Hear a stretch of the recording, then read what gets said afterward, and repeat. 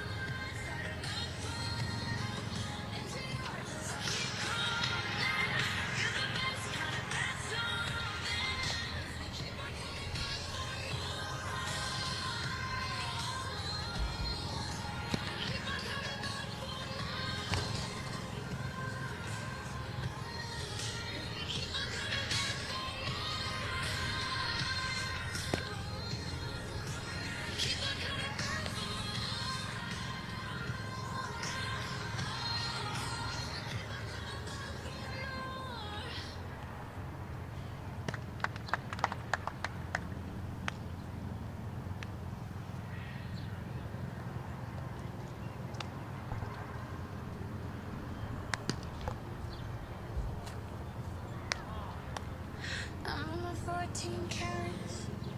I'm 14 carats. Doing it up like my ex. And you see a good time. It's so good, so good. Making me wanna leave. So don't, so don't. Gonna wear that dress like skin tight. Do my hair real nice. And think I pay my skin to your heart beating.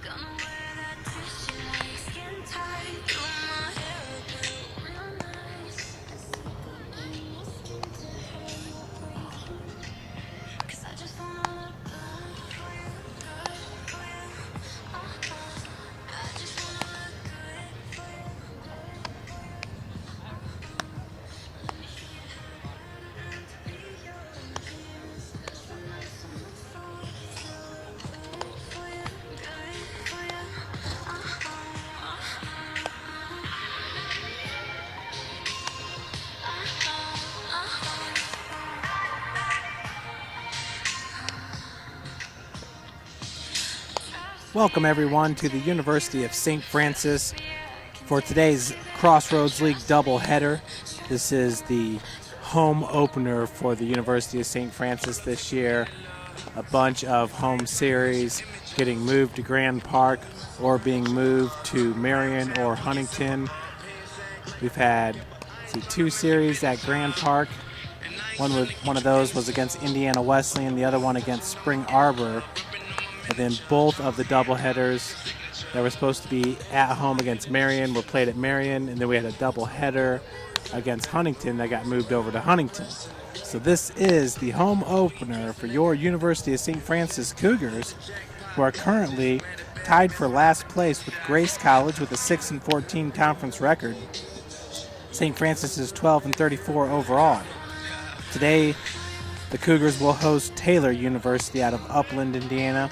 Taylor currently in first place in the Crossroads League with a 15-3 conference record. They are 33-12 overall. They are receiving votes in the NAIA Coaches Top 25 in the 37th position. Their head coach is Kyle Gould, who's in his 12th season with the squad. He is a 2002 graduate at Taylor University. The head coach for the University of St. Francis is Greg Roberts. He's in his 11th season at USF. His 12th season overall as a head coach. He was a head coach at Ohio Northern for 1 year. Now we'll read from our game day program put together by Sports Information Director Bill Scott. It says, finally, USF plays at home. Crossroads League leading Taylor is first real home test in 2016. The University of St. Francis has been the home team this season, just not at home, Cougar Field. So today becomes USF's first games at home with just 8 days left in the regular season. And it's no easy opener since Crossroads League leading Taylor University is the opponent. Taylor has won 11 consecutive games entering today's doubleheader. USF has lost 7 consecutive games. Taylor's last loss was a 5-4 decision to Goshen on April the 7th. USF's last win was a 4-3 decision in 10 innings at Goshen on April the 15th. USF lost its last 2 games by shutout. Taylor won its last 2 games 4-0 and 2-0 at Indiana Wesleyan. Taylor is number 2 in Crossroads League batting, hitting .298 as a team. Number 3 in Crossroads League only batting, hitting .278. USF is number 10 in Crossroads League batting .236 on the season. Number 9 in Crossroads League only batting, hitting .236 as well. Keaton Sullivan belted a pitch for a home run at Mastodon Field last week when the Cougars played in-town rival IPFW. IPFW, a mid-major Division I school. St. Francis lost 3-2, but for Keaton Sullivan, he hit his 8th home run of the season.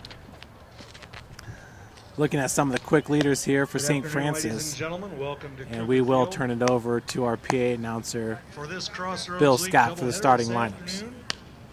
Between Taylor University, the Trojans, and your University of St. Francis Cougars.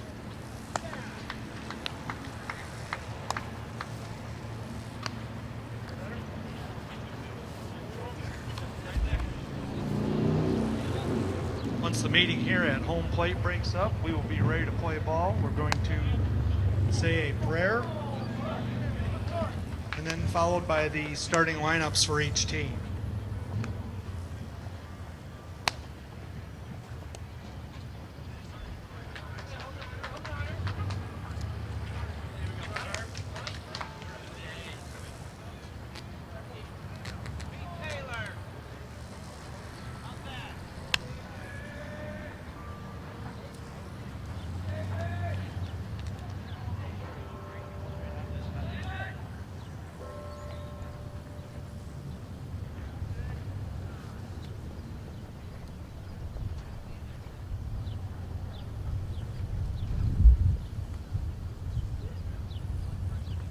Let us pray. Loving Lord, we thank you for all you have given us, the gift of this beautiful day, these athletes, coaches, officials, and fans. Keep us safe today, free from harm and injury. Help us to love and respect each other and ourselves. In the words of St. Francis, enlighten the darkness of our minds and hearts. Give us a right faith, a firm hope, and a perfect charity, so that we may always and in all things act according to your holy will. Amen. Now the starting lineup for the visitors, the Taylor Trojans. Leading off and playing right field, number 9, Tanner Watson. Batting second and playing shortstop, number 21, Brian Moore. Batting third, the designated hitter, number 14, Nathan Targert. Batting fourth and catching, number 33, Lincoln Reed. Batting fifth and playing left field, number 35, Nick Hollowell. Batting sixth and playing third base, number 6, Jake West. Batting seventh and playing first base, number 7, number 34, check that, number 34, Nick Scalduti. Batting eighth and playing center field, number 19, Sam Weezy. Batting ninth and playing second base, number 3, Josh Lane. On the mound in game 1 for the Trojans, number 8, Matt Pat. Head coach of the Taylor Trojans, Kyle Gould. Now for your University of St. Francis Cougars. Leading off and playing shortstop, number 0, David Snyder. Batting second and playing left field, number 16, Kansas Varner. Batting third, the DH, number 2, Austin Mannon. Batting fourth, the third baseman, number 21, Keaton Sullivan. Batting fifth and playing first base, number 34, Justin Davis. Batting sixth and catching, number 8, Stephen Paulus. Batting seventh and playing second base, number 9, Cole Gerardo. Batting eighth and playing right field, number 17, Adam Book. Batting ninth and playing center field, number 25, DJ Manning. On the mound in game 1, number 23, Nathan Coakley. Assistant coaches for your Cougars, Dustin Butcher and Miguel Tucker. Head coach, Greg Roberts.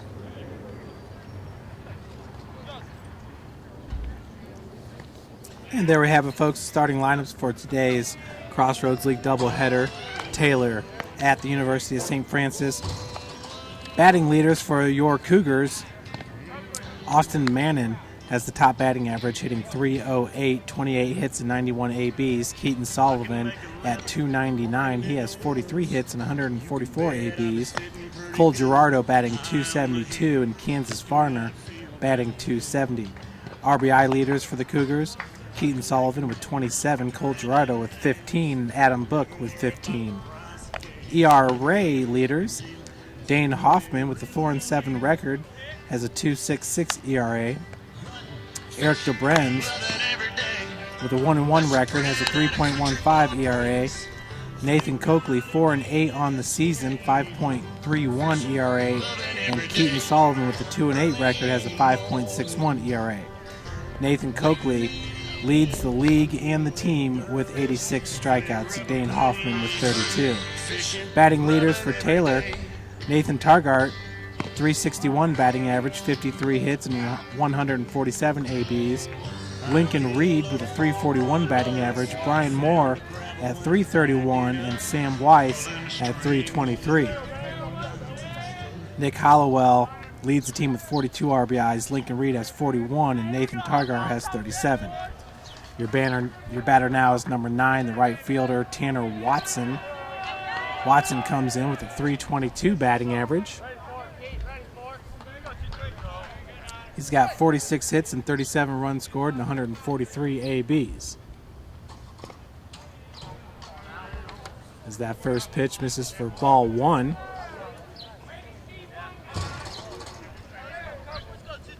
Watson with 9 doubles, 2 home runs, 19 RBI on the season. As that pitch looks like it misses outside. 2-0 the count.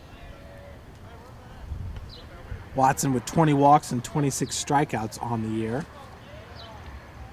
2-0 pitch. Grooved in for a strike, so the count's now 2-1 to Watson. Tanner has 5 stolen bases on the season in 5 attempts.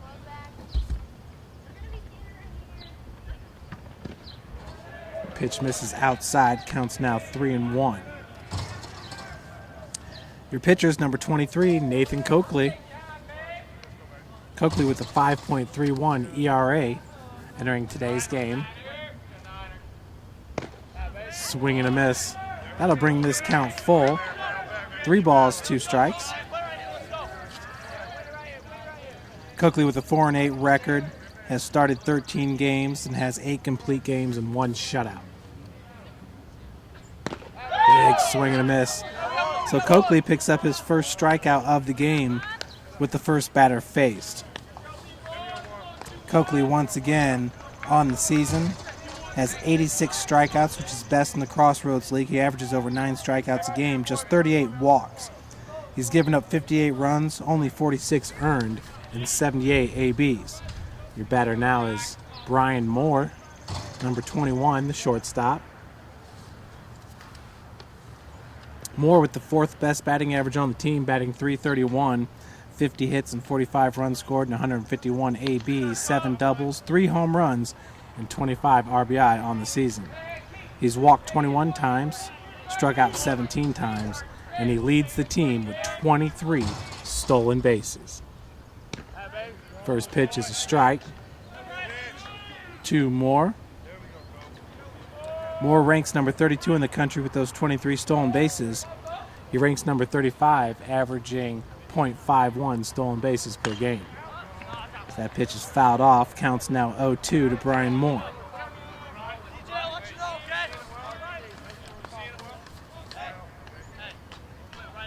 Moore is a senior infielder from Monticello, Indiana, Twin Lakes High School.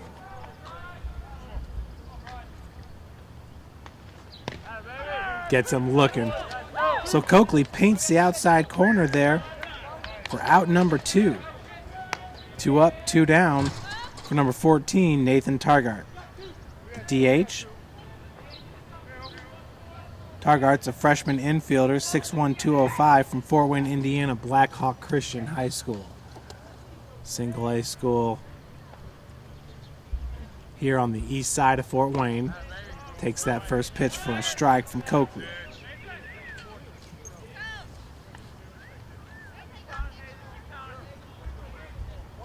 Targart once again just a freshman. As we got a high chopper going to be picked up by Snyder. Throw over to first base. Route number 3. 3 up, 3 down for the Cougars there in the top half of the first inning.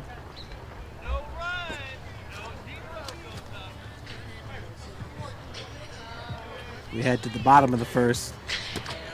We have Snyder, Varner, and Mannon due to come to the plate.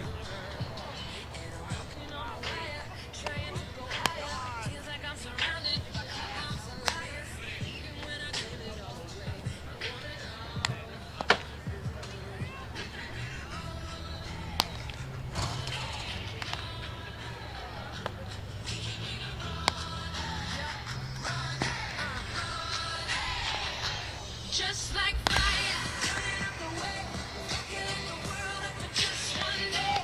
Watch this madness, burn for sure. Come on, give me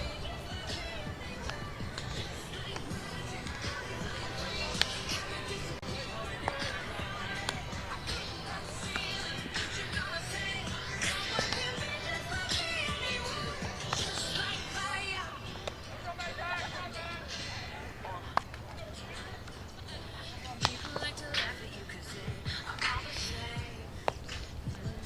On the mound for Taylor is number 8, Matt Patton. Comes in with a 2.74 ERA, a 3-1 record on the season. He has started 5 games with 1 complete game. He's given up 17 runs, 13 of those earned in 43 hits and 42.2 innings pitched. 5 walks, 43 strikeouts on the season. Opposing batters are hitting .257 against Matt Patton. Patton's 2.74 ERA, 4th best on the team.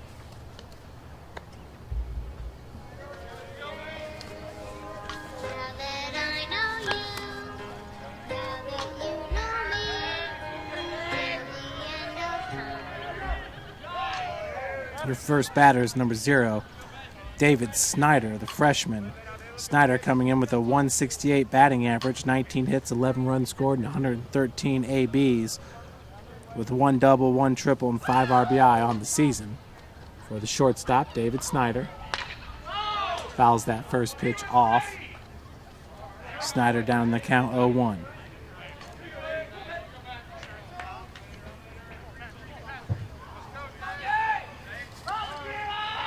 Snyder listed at 6'1", 175.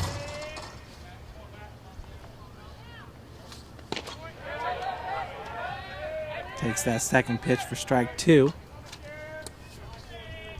Snyder's from Scotts Valley, California, Scotts Valley High School. 0-2. Swing and a miss for the first out of the game. I will bring up number 16, Kansas Varner, left fielder. Varner with the 4th best batting average, hitting .270 on the season, 40 hits and 18 runs scored, and 148 ABs, 7 doubles, 2 triples, 1 home run, and 14 RBI for Kansas Varner. Pitch hit into right field. And it's caught by number 9, Tanner Watson, for out number 2.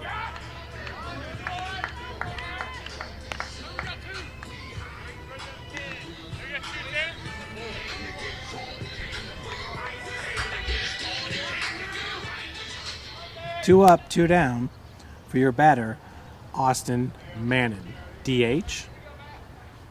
Mannon's got the best batting average on the team, hitting .308 on the season, as he fouls that one towards the Taylor dugout. Mannon with 28 hits, 5 runs scored, 91 ABs, 7 doubles, 1 triple, 1 home run, 10 RBI. He has struck out 12 times and has walked 6 times. This ball drilled into right center field, and it will short hop the fence. Mannon going to cruise in with a 2-out double. Nice piece of hitting there for Austin Mannon as he drilled that ball to right center field. It's going to bring up number 21, Keaton Sullivan. Keaton Sullivan with a .299 batting average has 43 hits and 18 runs scored and 144 ABs, 8 doubles, 8 home runs, 27 RBI. He has struck out 43 times and walked 11 times.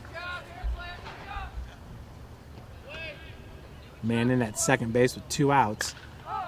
Keaton swings at the first pitch as it is out of play.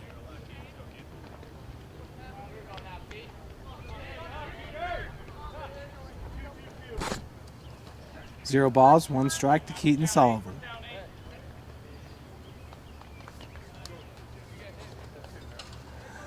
Last year, the Cougars had 1 player make all Crossroads League. That was DJ Manning, who was a second-team outfielder, and Cole Gerardo, who made the Gold Glove team at third base. He was a true freshman last year.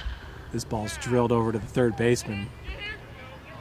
Fire over first base for out number 3.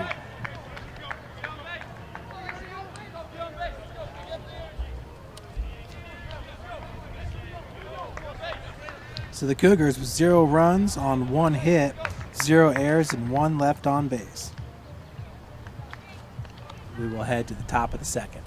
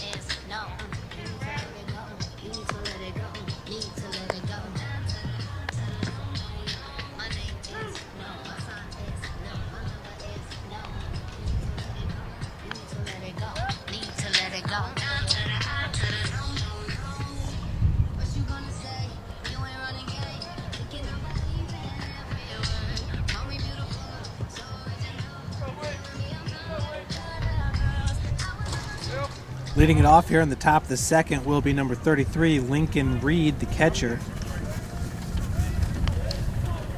Reed with the third best batting average on the team, entering today with a .341 batting average.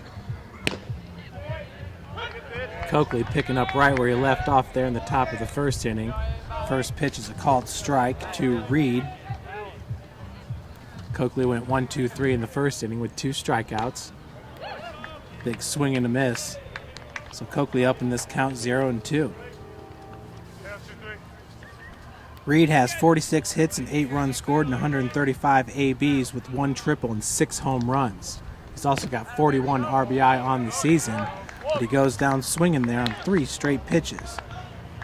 That's the 3rd strikeout of the game for Coakley, who averages over 9 strikeouts a game and leads the Crossroads League with 86 strikeouts on the season. That'll bring up number 35, Nick Hollowell, the left fielder. Nick entering today with a .307 batting average. As that first pitch is low and outside for a strike.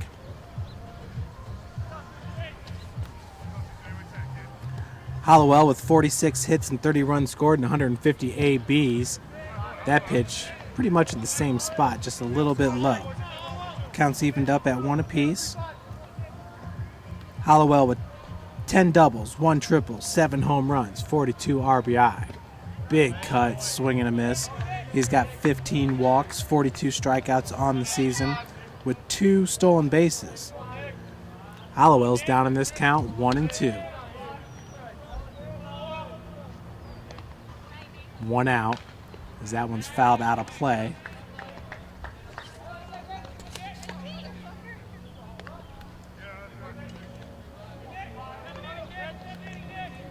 Coakley with just 11 pitches there in the first inning. Just misses outside, so this count will be evened up at 2 apiece. Hollowell is a utility player. He's a junior. Bats right, throws right at 6'2", 240 out of Muncie, Indiana, with another swing and a miss. Coakley is grooving here with 4 strikeouts and 5 batters faced. That'll bring up number 6, Jake West, the third baseman. West with a .221 batting average, 27 hits, 18 runs scored, and 122 ABs, 3 doubles, 3 home runs, 25 RBI. Takes that first pitch for a strike.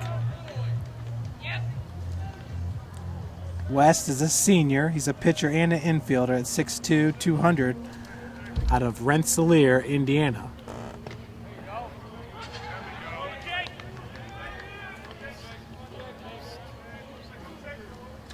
West now down in this count 0-2.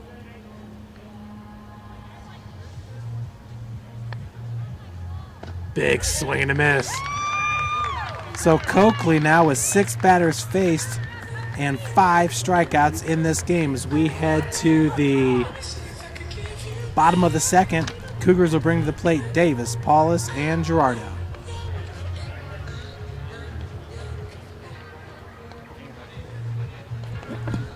Fan of the day. They're everywhere. How you doing, buddy?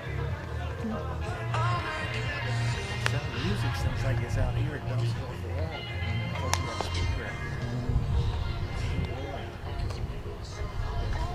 Getting some red tonight. You got lotion? You want some? Take your shirt off. Take your shirt off. All right, just checking on it. Got the record now. First strikeout, you got the record. Most strikeouts. Single season? Yeah. So that's the way they threw the ball out. Yeah. Just FYI. So be all right. Whose record did it break? On the K. Okay. Good info. All right, I'll catch you later, bud.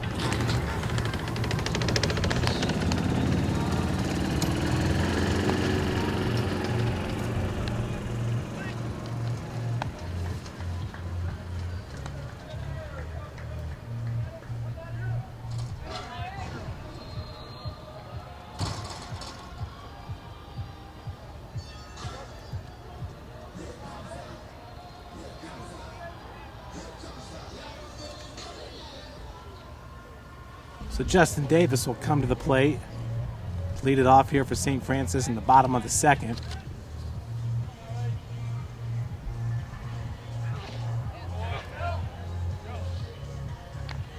Davis checks that first swing for ball one. Davis with a .250 batting average has 8 hits and 2 runs scored and 32 ABs. So that one's low in the zone for a strike. We're evened up at 1 apiece. Davis with 1 RBI on the season, 2 walks and 10 strikeouts.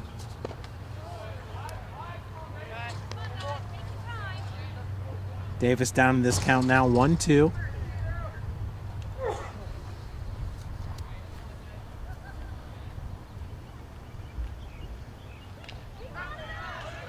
Just got a piece of that pitch there as it's fouled off. Count will remain 1-2 to Justin Davis. Davis playing his first year here for Coach as he drills that ball into left field. Gets over the left fielder's head all the way to the fence. Davis has 2, and he will stay at second base. So the Cougars with 2 doubles in this game, one by Mannon and one here by Justin Davis with 0 outs. That'll bring up Stephen Paulus with a runner in scoring position.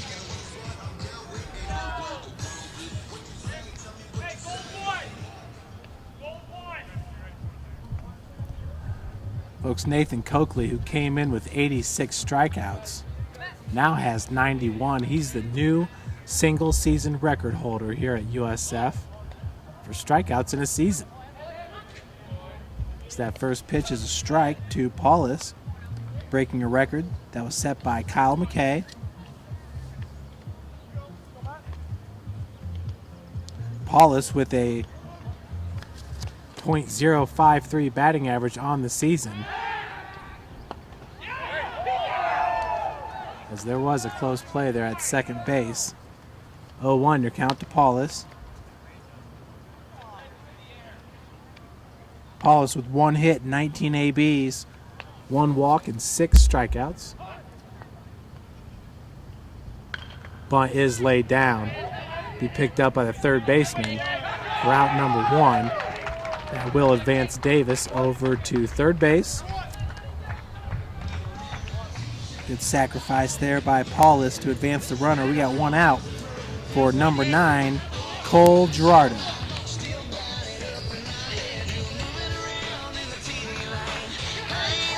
Gerardo with the 3rd best BA on the team at .272 has 31 hits and 11 runs scored and 114 at-bats.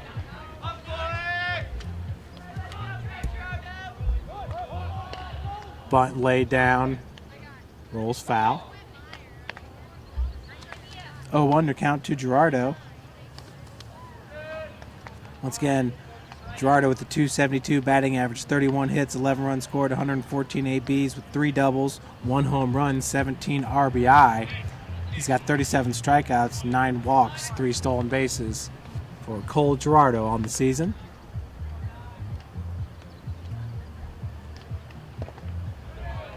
Big swing and a miss. Count now is 0-2 to Gerardo with Davis at first base. The go-ahead run standing at third. Had a chance to talk with Coach Roberts before today's doubleheader. That ball slicing, and it's going to be called fair. So Davis will come home to score on the RBI single by Cole Gerardo as the Cougars take the lead 1-0. Nice piece of hitting as he roped it right down the first base line. That is Cole Gerardo. Cougars up 1-0.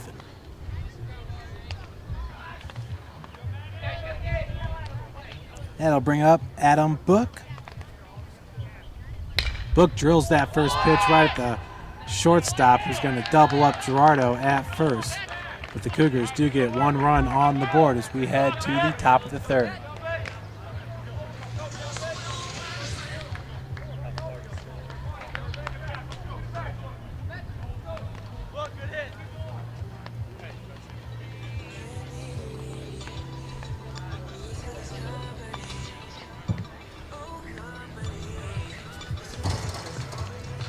Good play there by the shortstop Brian Moore for Taylor University.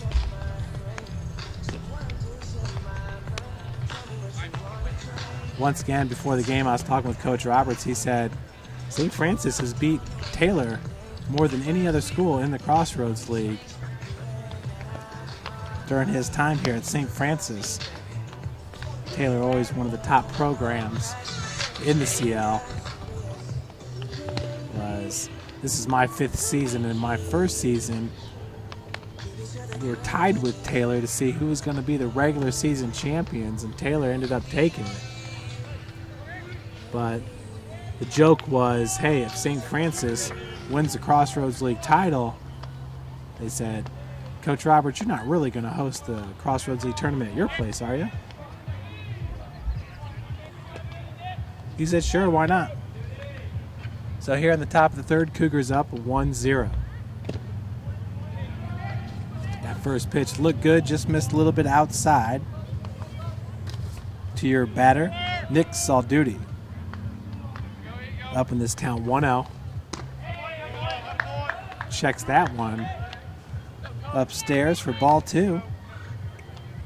Coakley with 5 strikeouts and 6 batters faced in this game.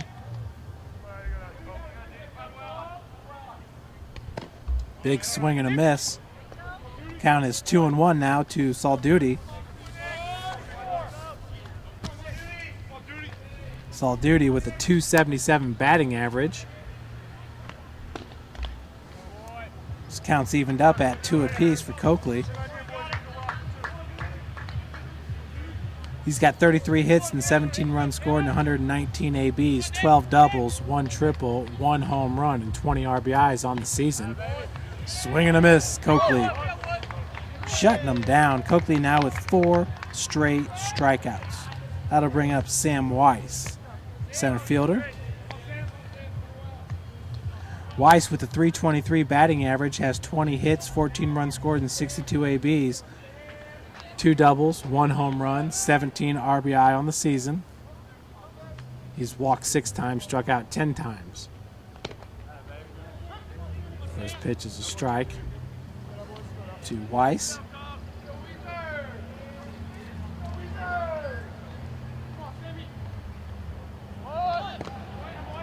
Second pitch misses upstairs on the fake bunt attempt.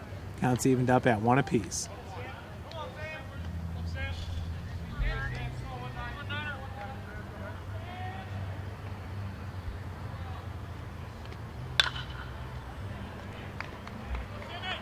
Pitch fouled out of play. 1-2 now your count to Weiss. On deck it's Josh Lane, number 3. Weiss is a sophomore. He's a pitcher and an outfielder from West Des Moines, Iowa, Valley High School. Ball hit in the direction of Cole Gerardo.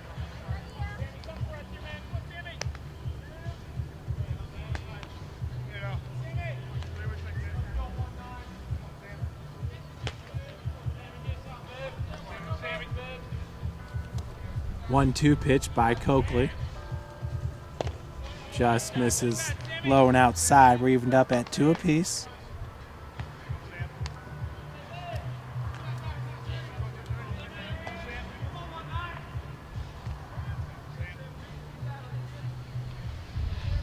Two-two.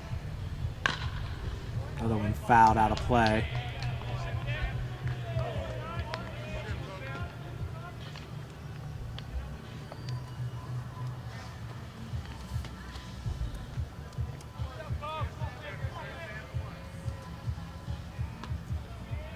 Two to Weiss. Another one fouled out of play. Coakley, who struck out 4 in a row. He has struck out 6 of the 7 batters he has faced so far.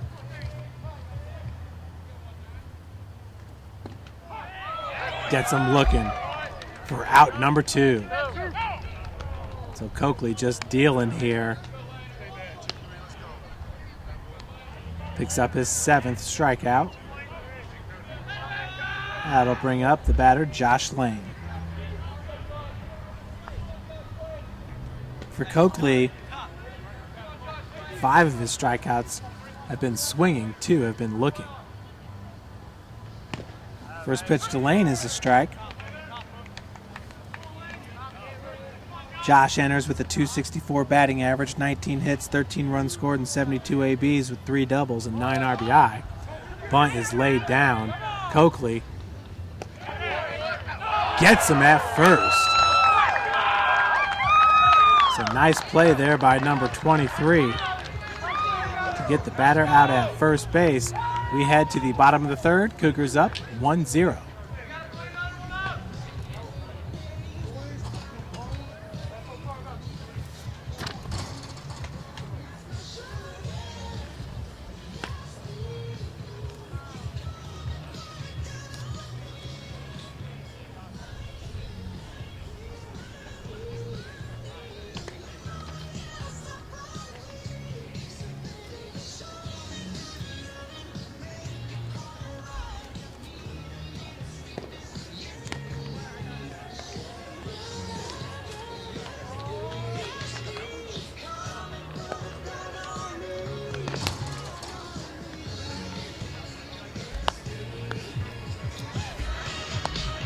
Lady Cougar softball team getting ready to start a doubleheader here against Huntington.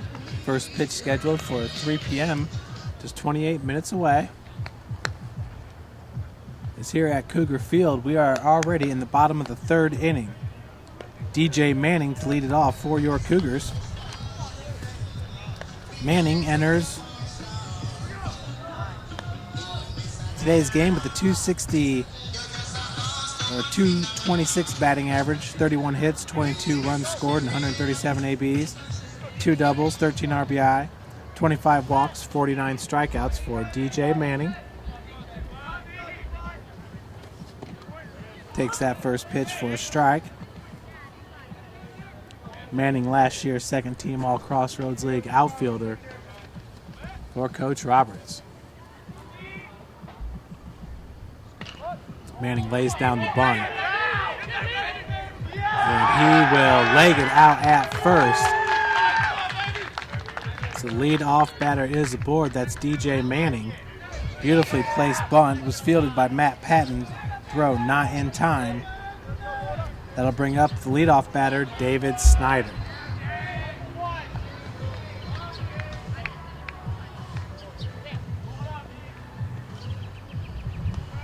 Snyder struck out in his first AB.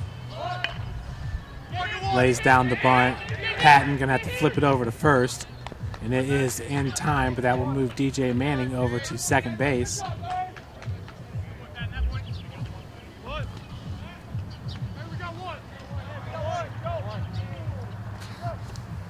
Your batter now, Kansas Varner, with 1 out, runner at second base.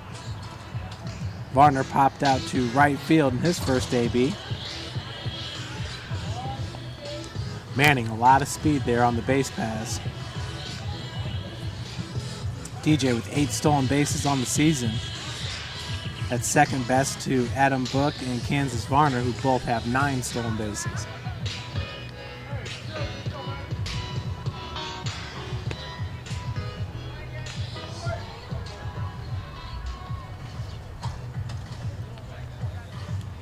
Cougars up 1-0 after an RBI single by Cole Gerardo scored Justin Davis.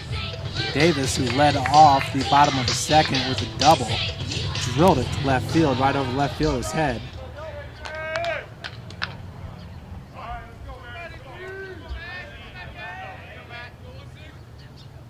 First pitch to Varner. Kansas hits it right back at Patton, who checks second. He will go to first base with it for out number 2 as Manning stays at second base. 2 gone for Austin Manning. He hit a shot of a double to right center field in his first AB. Short hop the fence. Actually fell right there at the front of the warning track.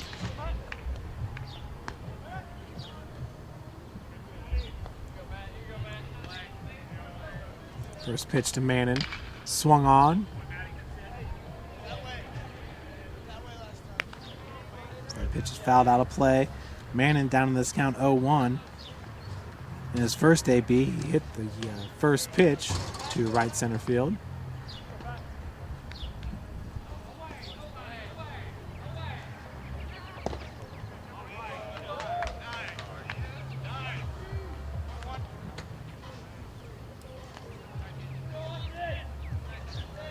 Second pitch missed down low there. 1-1 our count. That ball swung on, hit into right field. And out of play. So the count will be 1-2 now to Manning. With DJ Manning at second base.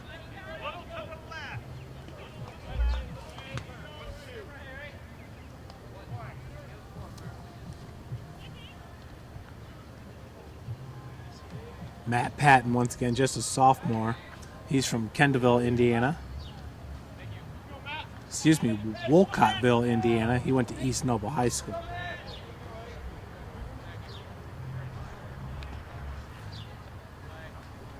Nobody covering Manning at second, as now they got him in a pickle.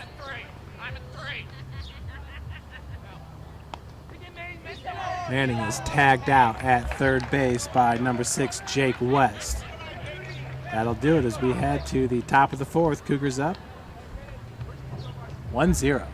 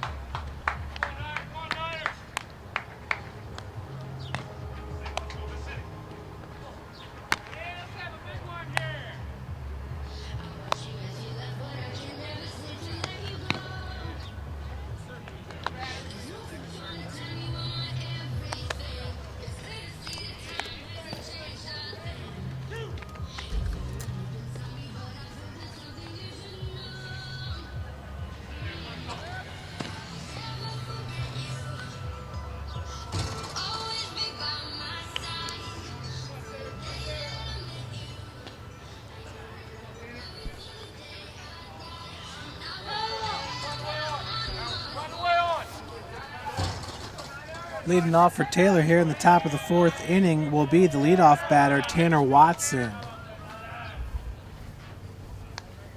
Watson, the right fielder for the Trojans. He struck out in his first at-bat. Takes that first pitch upstairs for ball one.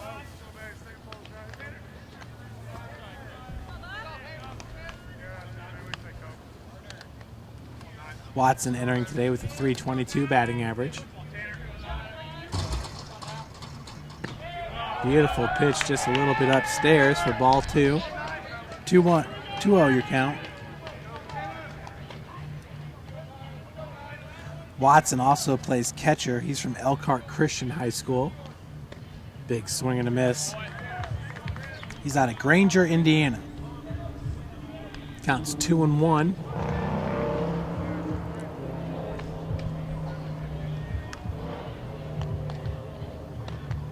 Another big swing and a miss.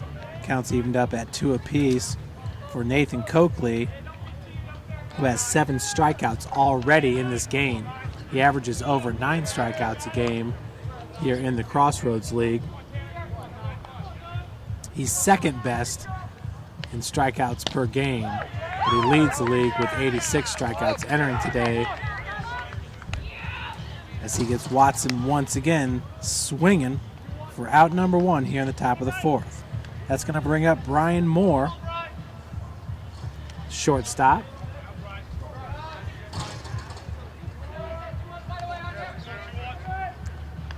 Moore, who wears number 21, struck out looking in his first AB. Checks that first pitch outside for ball one.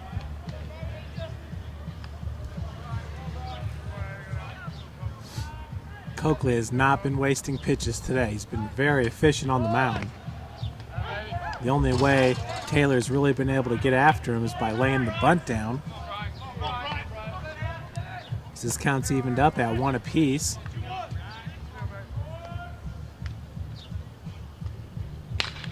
One drilled into right field. Book underneath it for out number 1. Excuse me, out number 2. That'll bring up Nathan Targart, the DH.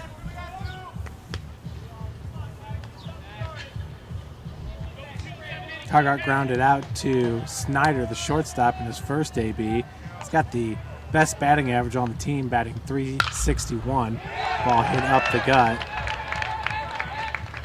So a 2-out single there by Targart.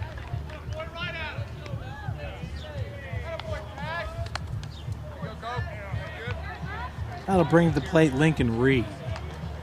And that, friends, is the first hit of the game for Taylor University. And it comes with 2 outs here in the top of the 4th.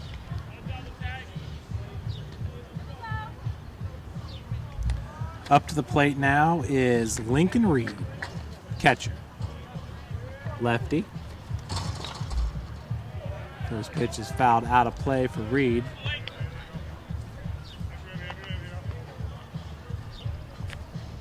Reed wears number 33, senior catcher out of Cincinnati, Ohio.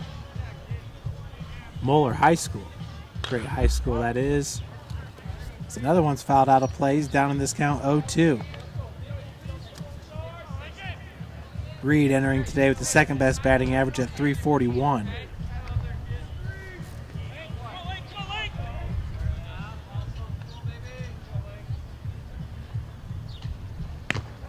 .02 misses outside as Targart will steal second base. Throw a little bit too high over Snyder's head. Backing up on the play was Cole Gerardo, number 9.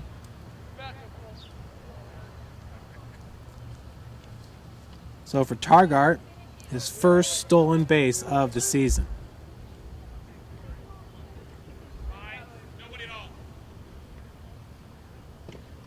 Pitch misses low and inside. This count's evened up at 2 apiece. 2 balls, 2 strikes. For the home opener here at Cougar Field for St. Francis. Here in the last week of the regular season, Cougars in a battle trying to make the Crossroads League tournament. Currently in last place with a 6-14 record, tied with Grace. Marion's in 8th place. They will, if the tournament started today, Marion would be the 8th seed.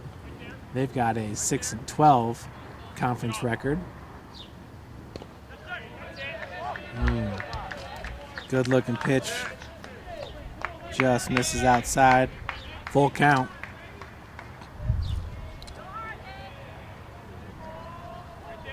To Lincoln Reed. 3-2. Misses upstairs.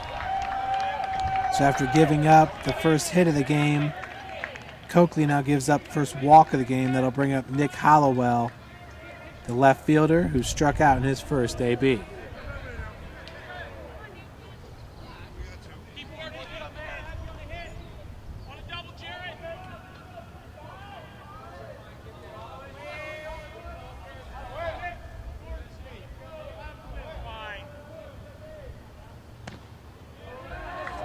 First pitch misses outside for ball 1 to Hollowell.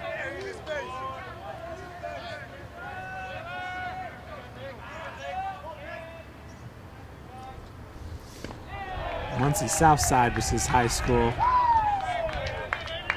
Coach Roberts is going to call a timeout to help settle Coakley down here after a great start to this game. An outstanding start. He's now got runners at first and second with 2 outs. Hollowell up in this count 2-0. So once again, very important week for your Cougars. St. Francis will host Bethel on Thursday and then travel to Grace next Tuesday. Tuesday being the last games of the regular season. So Bethel and Grace, very winnable games. Bethel's currently sitting at 5-20 overall, 11-7 in the Crossroads League, which currently has them tied for second place. Most interesting is Mount Vernon Naz, who's sitting at 7th place with a 7-7 conference record. But coach said he's pretty sure they're the second best team in the league, and they could end up in second place by the end of the week. We'll just have to see how things shake out. 3-0 is a called strike. 3 balls, 1 strike. Big swing and a miss. We got a full count now to Hollowell.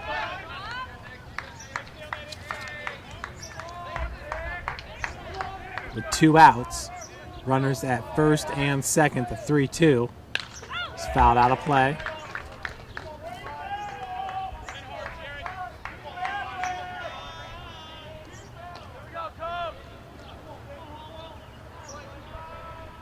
Cougar softball 15 minutes away from their first pitch.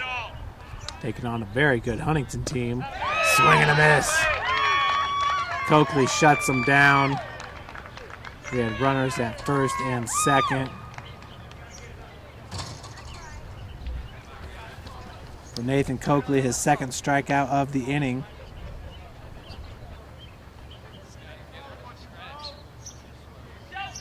He now has 9 strikeouts, just underneath his average.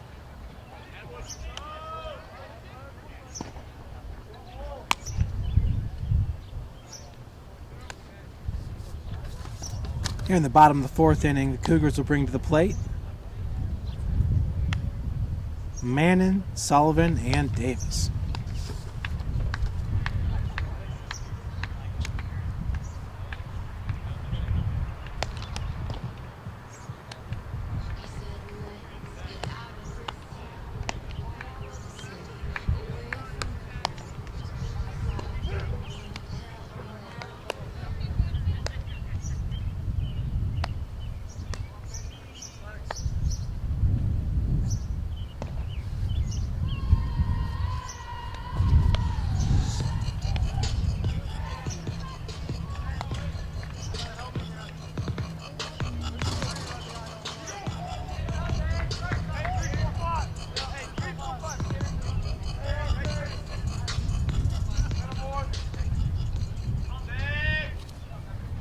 Mannon, who had a 1-2 count before DJ Manning was picked off at second base,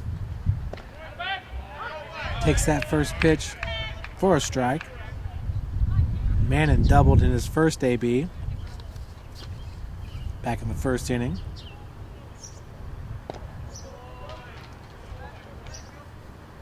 Mannon is a 5'11", 225-pound junior catcher out of Cloverdale, Indiana, Cloverdale High School. I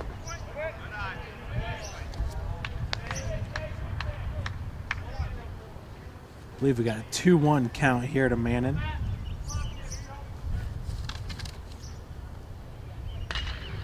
Ball hit right at the third baseman. Comes up firing for out number 1. Sharp hit ball there by Mannon. But a great job by number 6, Jake West, the third baseman, to get him out of first. 1 out, that brings up number 21, Keaton Sullivan. Keaton grounded out to the shortstop in his first AB.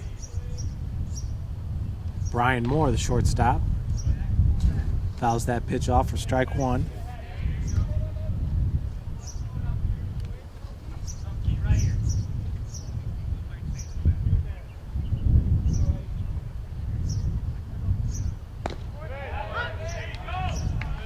Second pitch is a called strike.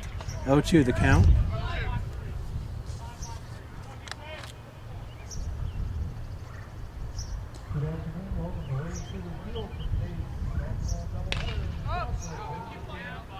It's another one fouled out of play.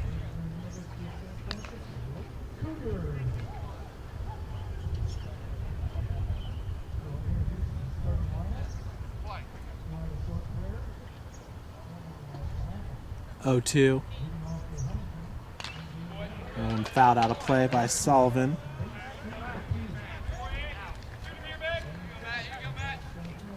Keaton entering today with a .299 batting average.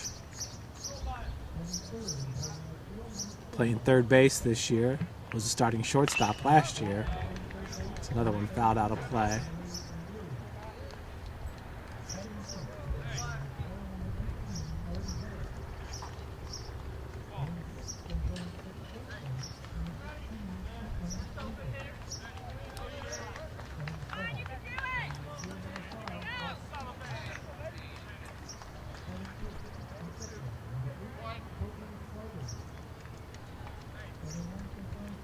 One-two pitch. Ball in the dirt. I believe the count's evened up at 2 apiece.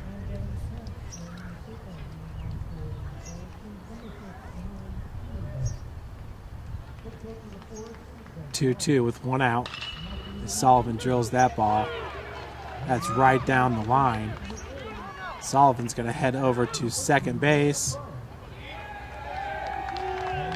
So a stand-up double with 1 out for Keaton Sullivan.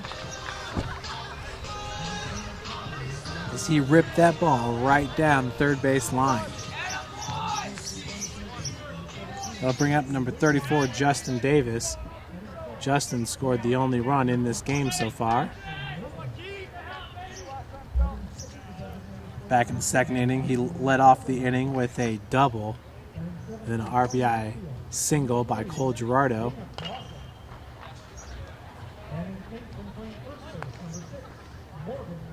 Scored Davis from second base. Actually, Davis was at third at that point. Sacrifice by Stephen Paulus got him over to third base. Big swing and a miss. 0-2's the count.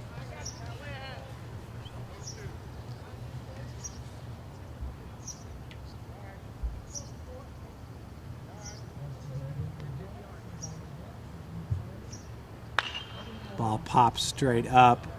Chasing after it is the third baseman, but it's out of play.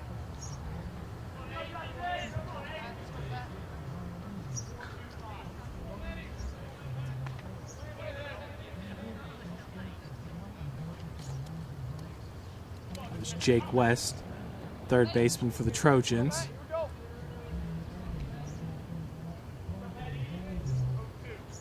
Once again, Keaton Sullivan at second base with 1 out. 0-2 pitch by Patton. Ball in the dirt. Good stop by the catchers. Lincoln Reed.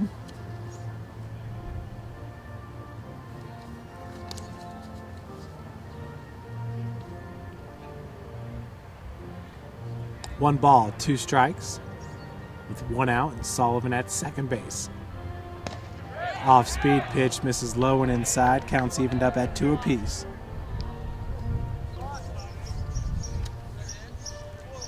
Justin Davis entering today with a .250 batting average. He's already improved upon that in his first AB. See if he can do even more damage here in the second at-bat. As that ball's hit over to West. Comes up firing, and he gets him at first base for out number 2. Sullivan will advance to third.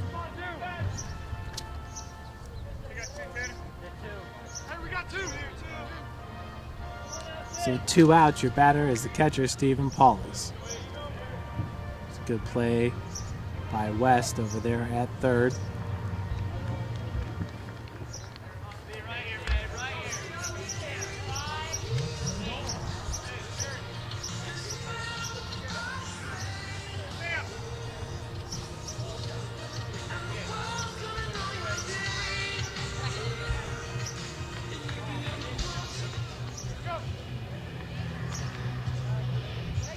Paulus in his first AB, he had the sacrifice to the shortstop. Sent Davis over to third. Swing and fouls off that first pitch. Down in this count, 0-1. Paulus entering today with a .053 batting average. As that ball's hit at Moore. Gets right underneath his glove. Coming home to score is Keaton Sullivan as the Cougars go up 2-0. A piece of hitting there by Paulus getting in play, making Taylor have to make a play after it. Right under the glove of Moore. We got an E6 there on the RBI.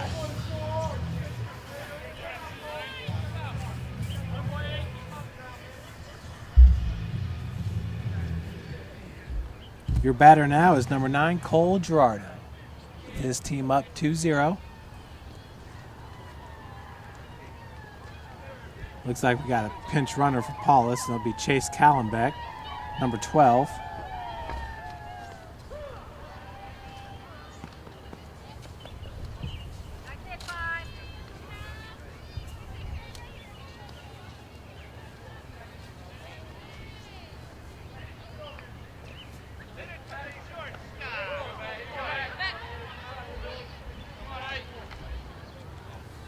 Once again, your batter is Cole Gerardo, who had the RBI single back in the second. Fouls off that first pitch. Callenbeck currently at first base has 1 stolen base and 4 attempts on the season.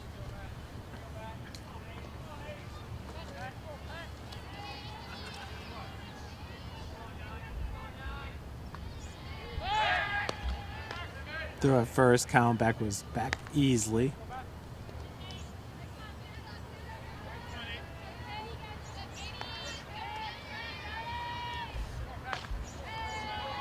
Oh, 1 your count.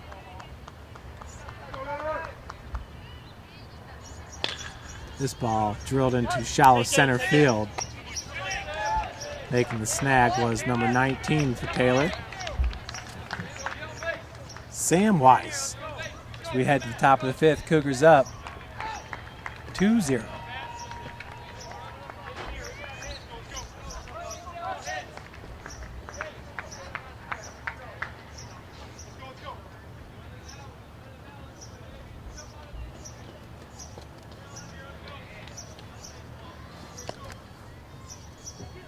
Taylor going to bring to the plate West, Salduti, and Weiss.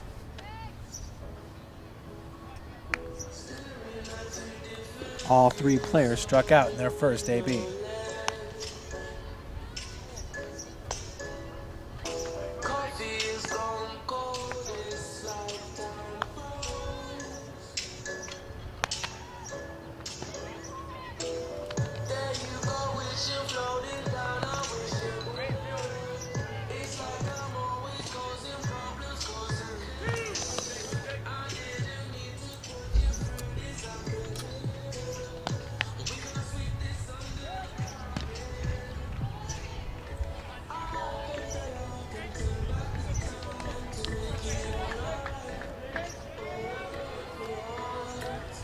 Coakley has just been pitching a gem.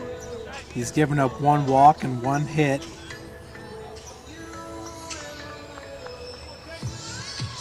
Zero runs, 0 errors for St. Francis on the day. Jake West, who struck out back in the 2nd inning, will lead it off here in the top of the 5th.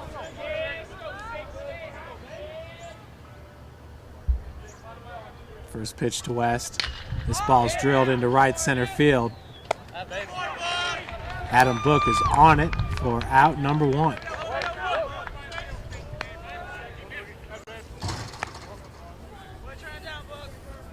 Good snag there by the right fielder.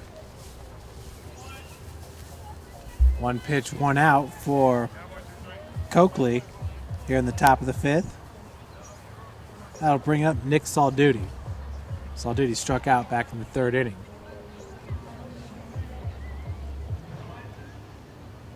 Salduti entering today with a .277 batting average.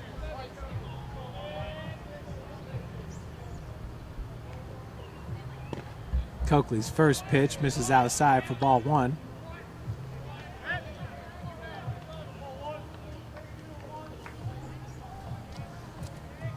.1-0 pitch with 1 out. Another one misses outside. 2-0 the count now to Salduti in his first AB. He went 2 balls, 2 strikes before striking out. Pitch just misses inside. 3-0 now your count.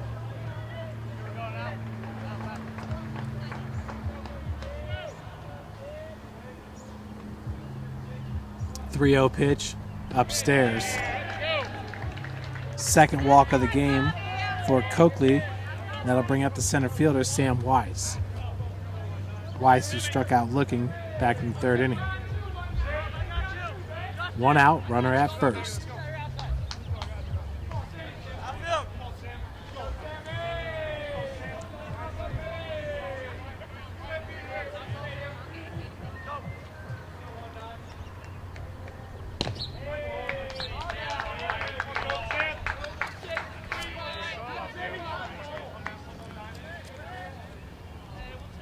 Your count to Weiss. Pitch misses high and inside. 2-0.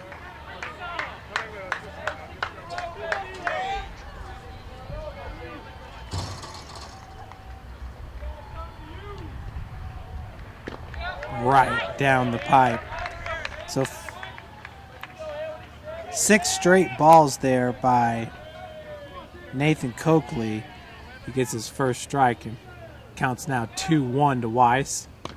Beautiful pitch right down the pipe. Counts evened up at 2 apiece.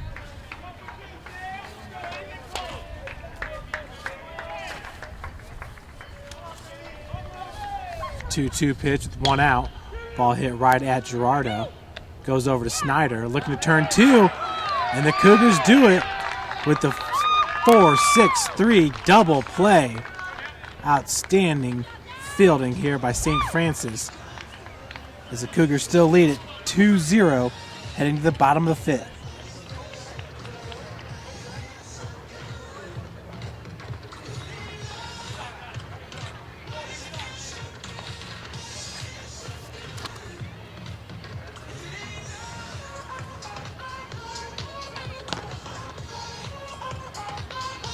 St. Francis, it'll be Book, Manning, and the top of the order, Snyder.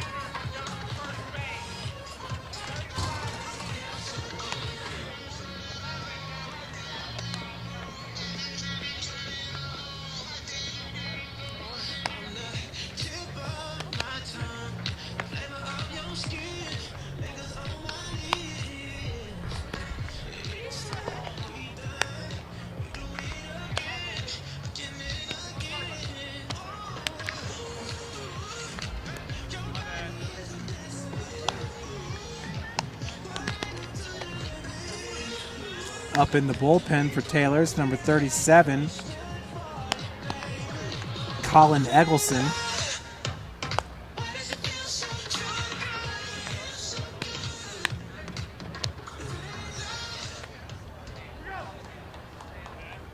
Book to lead it off. He lined out to the shortstop in his first AB. Resulted in a double play as Cole Gerardo was out at first.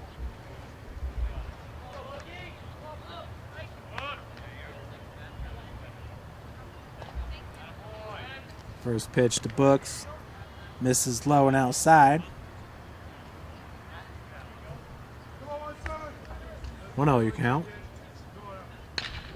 Ball hit right at West, comes up firing. Route number 1. We'll bring up DJ Manning.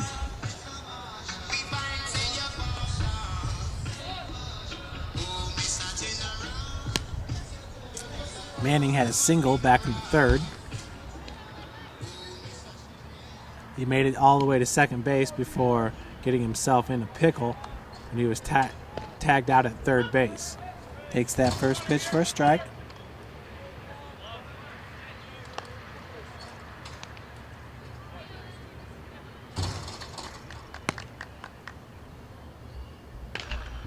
That ball's fouled away.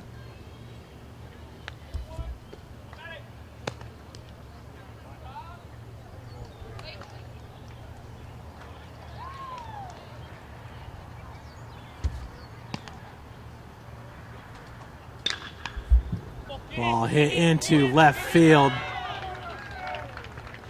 Lane almost made the play there at second base.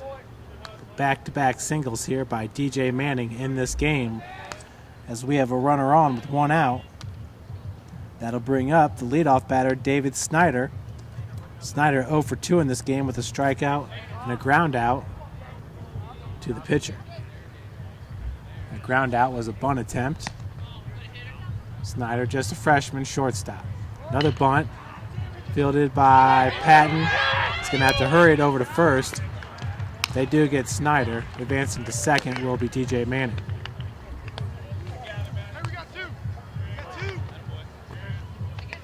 Two gone. Manning at second for Kansas Varner.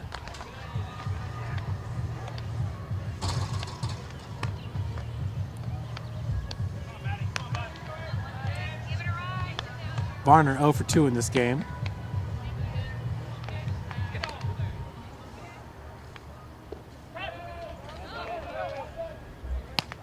No movement there on the pass ball. Didn't get too far past the catcher from Cincinnati, Ohio, Lincoln Reed.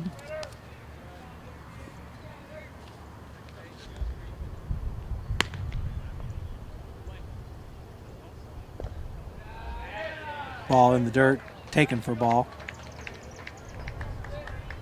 2-0 the count to Varner. 2 outs and Manning at second.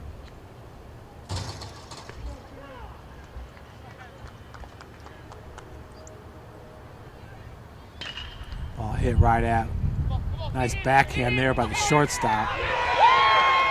As they do get Varner out at first.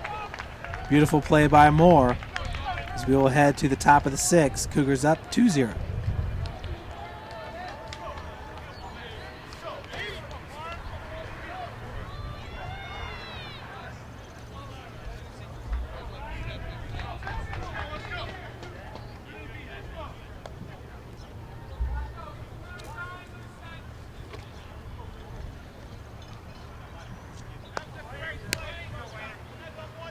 Taylor will bring to the plate the second baseman Lane, in the top of the order Watson and Moore.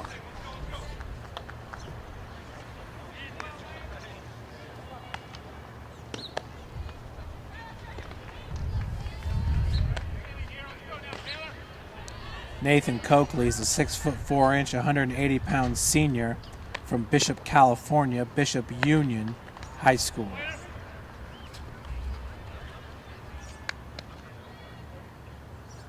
He has been outstanding in this game. Last inning was the first inning where he did not record a strikeout, but he does have 9 strikeouts in this game. His season average is right around 9.7 strikeouts per, which is second best in the Crossroads League.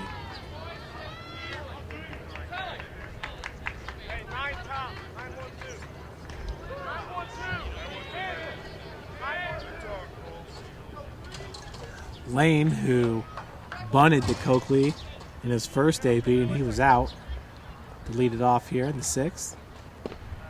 Takes that first pitch for a strike.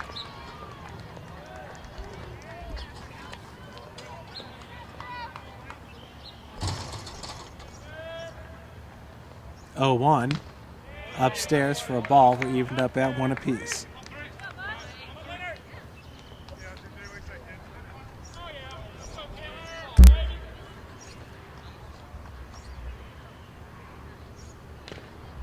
One's fouled off.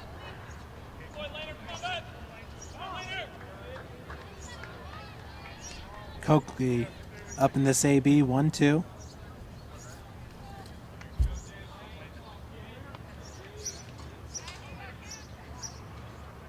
Coakley's given up just 1 hit in this game, and he's walked 2 batters.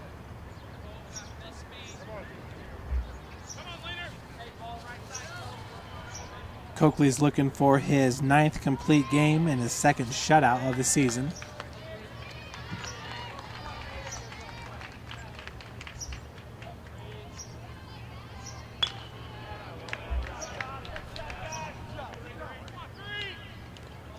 Last pitch was fouled away. Count will remain at 1-2.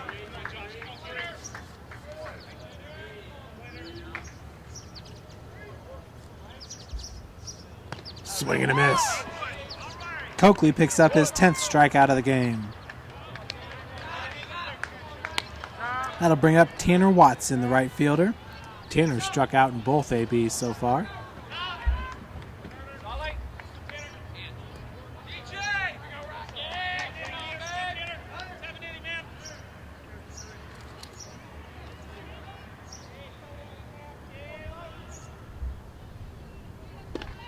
First pitch to Watson, catches the outside corner for strike one.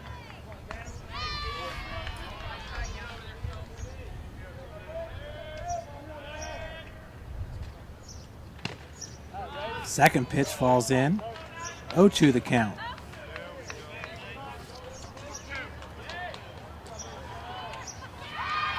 See how many people back in Bishop, California are watching this performance by Nathan Coakley. 10 strikeouts through 5 1/3 innings. 1-2's the count to Tanner Watson.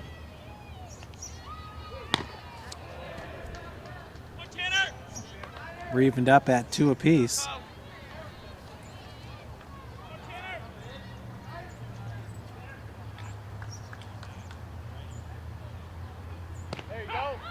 Gets him looking on the inside corner as Coakley picks up his second strikeout of the inning, his 11th of the game. That'll bring up Brian Moore.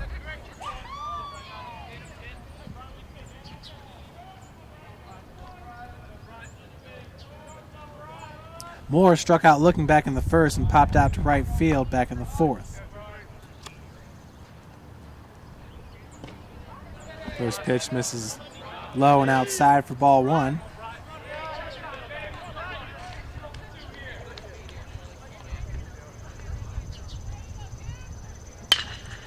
That ball nearly stopped there by Gerardo. As we got a 2-out single by Moore, we'll bring up Nathan Targart. Targart's 1 for 2 in this game.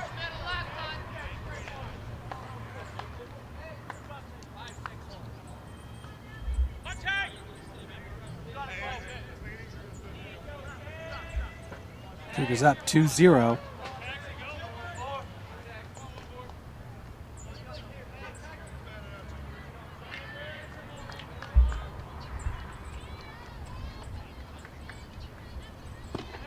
First pitch misses down and away for ball one to the freshman Targart, who's a DH.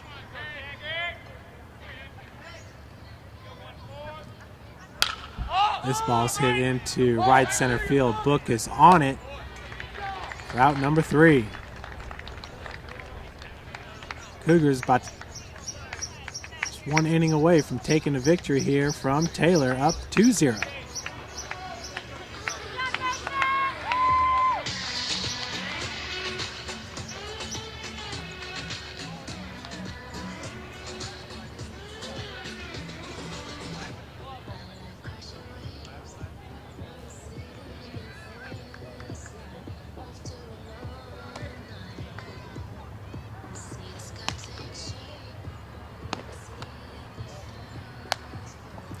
Nathan Coakley last year as a junior had 47 strikeouts. This year with 86. He had 13 strikeouts against Trinity Baptist back on March 17th. It's his career high. Currently, though, with 11. Just needs 2 more next inning to tie his career high. If he strikes out the side, he'd have a new career high.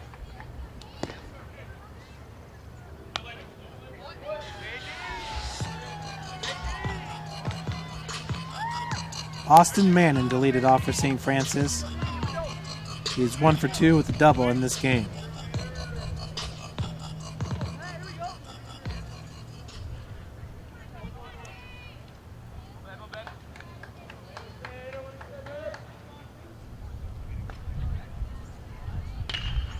Manning likes to swing at that first pitch as it's a single into left field. Leadoff batter aboard, Austin Manning.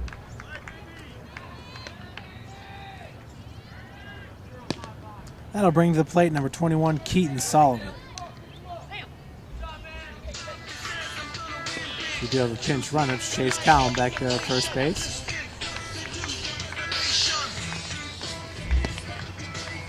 Sullivan had a double and scored a run back in the fourth. He's 1 for 2 in this game. Grounded out to the shortstop in his first AB back in the first.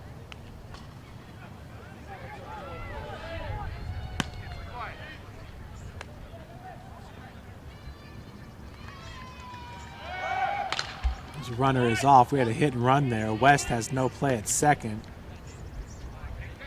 As Keaton's out at first. Double beats, holla at me.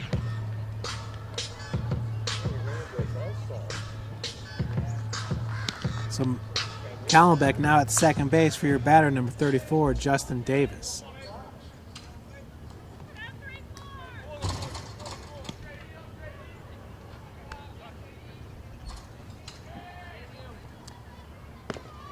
First pitch to Davis, misses low and outside for ball one.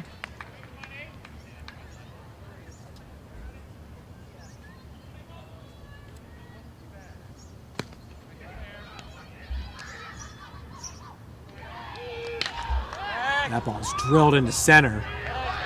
Back on it is Weiss. Makes the snag. As Callenbeck's going to have to stay at second base. Long fly ball. Ball was hit about 365 feet. Route number 2. I'll bring up the catcher, Stephen Paulus. Reached on an E6 back in the fourth and got an RBI. 0 for 1 in this game. Had a sacrifice back in the second inning.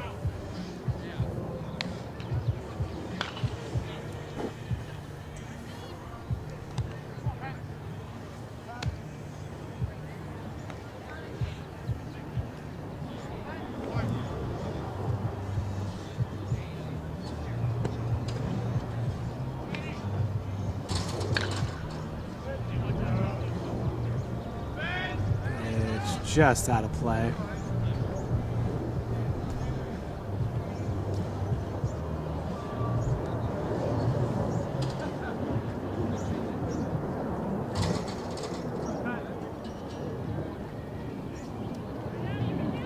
Oh, 2 your count to Paulus.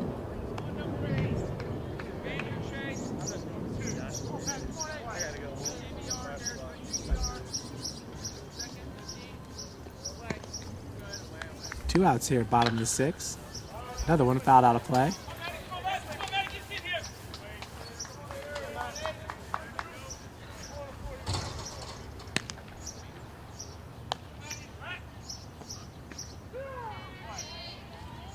Paulus catching for the Cougars today. As Callenbeck at second, off-speed pitch. Little floater picked up by Moore for out number 3. We head to the 7th and final inning. Cougars up 2-0. Looking to pick up a big victory against the first place team in the Crossroads League, Taylor. Coach thought if we could get a victory here against Taylor, that we would be in good shape to get that 8th seed in the Crossroads League playoffs. Coakley has been pitching quite a gem here for St. Francis. Currently with 11 strikeouts. His career high is 13, which was set earlier this year, March 17th against Trinity Baptist.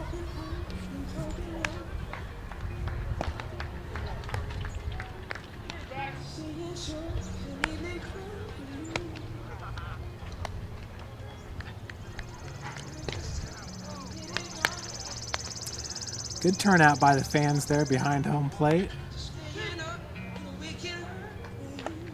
Taking in their first baseball action of the season.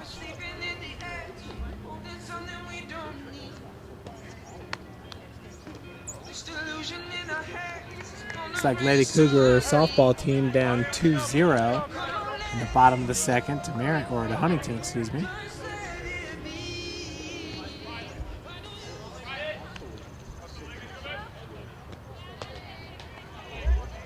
Leading off for Taylor is the catcher, number 33, Lincoln Reed. Lefty. First pitch just misses outside for ball one.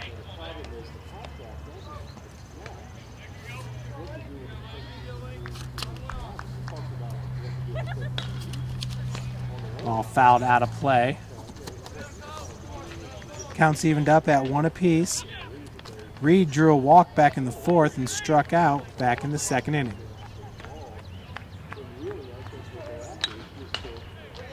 Fouled off the backstop. Reed down in this count now 1-2. Coakley had 2 strikeouts this past inning after not striking out anybody in the fifth. Once again, Coakley with 11 strikeouts in this game. He has just been cruising. This game started at 2 o'clock. We've got 1:22. As far as the time in this game, 1 hour and 22 minutes so far elapsed. Popped up and out of play.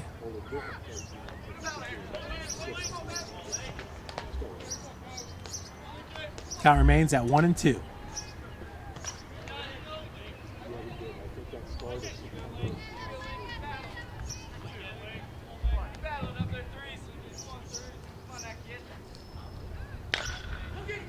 Chopper picked up by Gerardo. Fires over to first base. Route number 1. Coakley just 2 outs away from picking up a huge victory here in Crossroads League competition. That'll bring up Nick Hollowell 0 for 2 with 2 strikeouts in this game.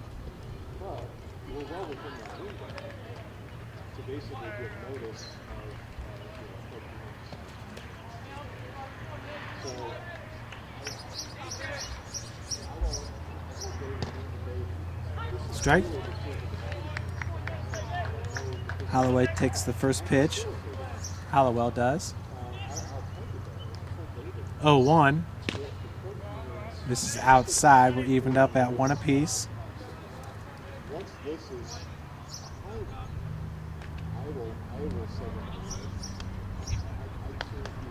Big swing and a miss.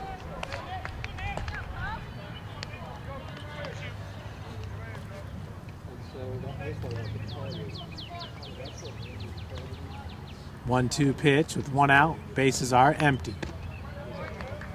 Pitch misses upstairs. 2-2 now your count.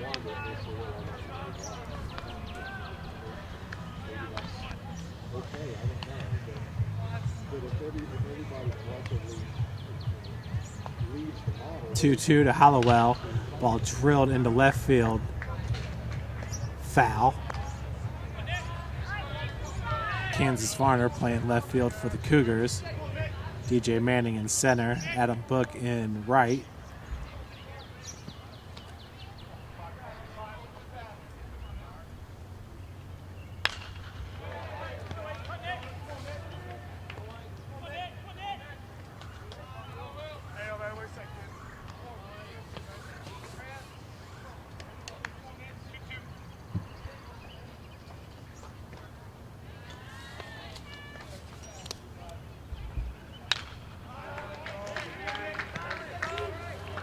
Count remains at 2-2 to Nick Hollowell. Hollowell entering today with a .307 batting average.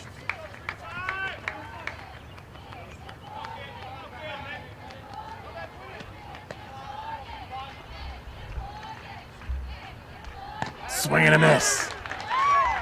Coakley gets Hollowell for his 12th strikeout of the game. One more will tie his career high. 13 strikeouts. Your batter now is Jake West, the third baseman. Struck out back in the second inning, popped out to right field back in the fifth. Plunks him. So West hit by a pitch that'll bring up Nick Salduti. He struck out back in the third and walked back in the fifth inning.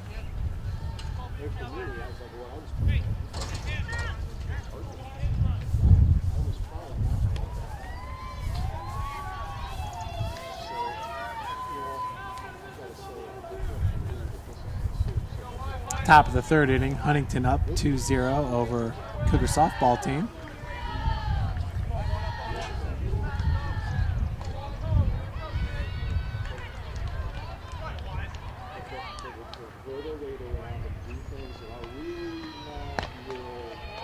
First pitch misses inside to Salt Duty.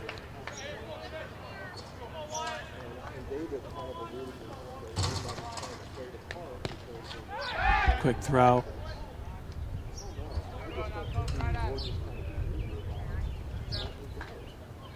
Trevor Booth, the runner at first base, running for West.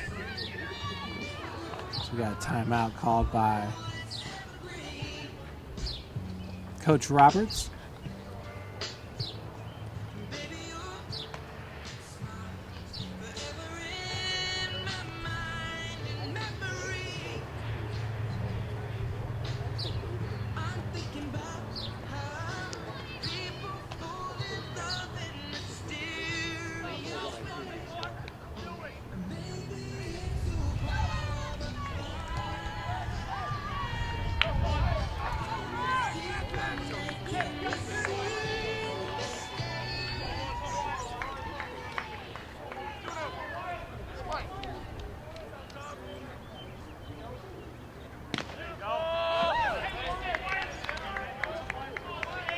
Coakley now up in this count 0-2. Pitch misses outside.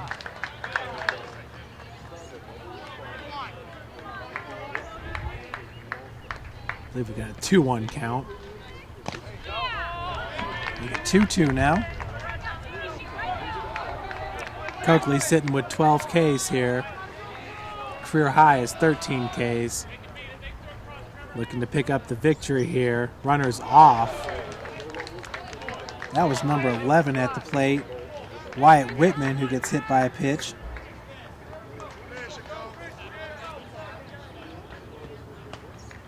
So we got runners at first and second now for Sam Weiss.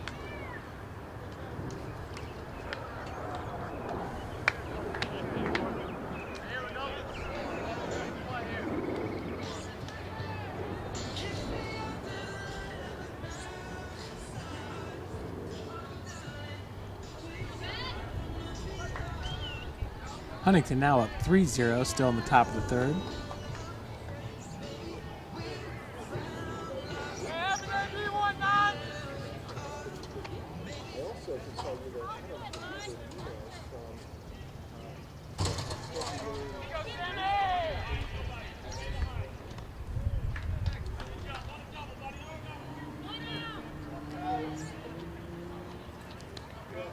Two outs here. We got runners at first and second. Coakley up 2-0.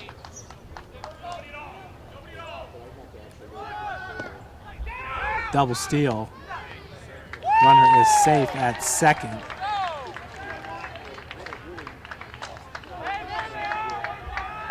Hit here. Good hit in the alley. Could tie this game up. Back-to-back stolen bases by Whitman.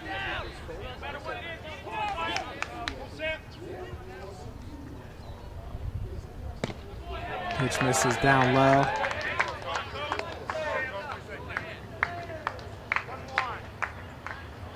To Weiss, 1-1 your count.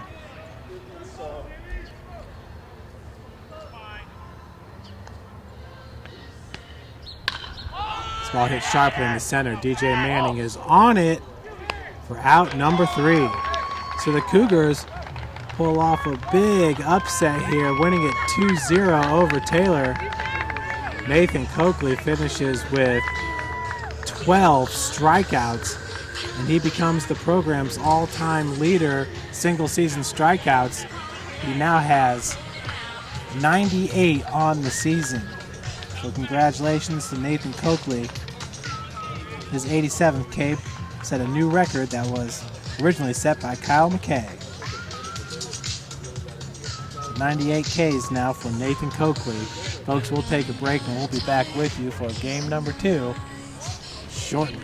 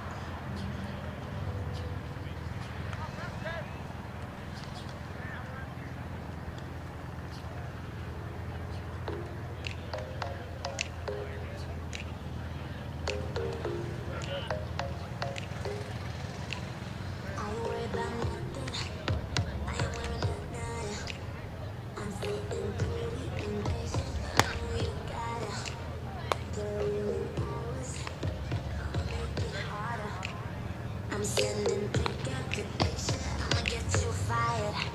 I know you're always on that night shift, but I can stand this night alone. And I don't need no explanation. 'Cause baby, you're the boss at home. You don't gotta go to work, but you gotta put in work.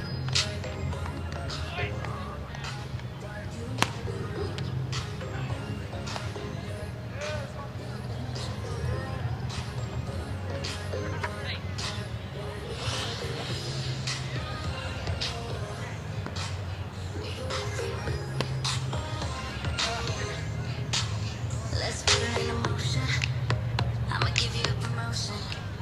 I'll make it feel like a vacation. Get into immersion.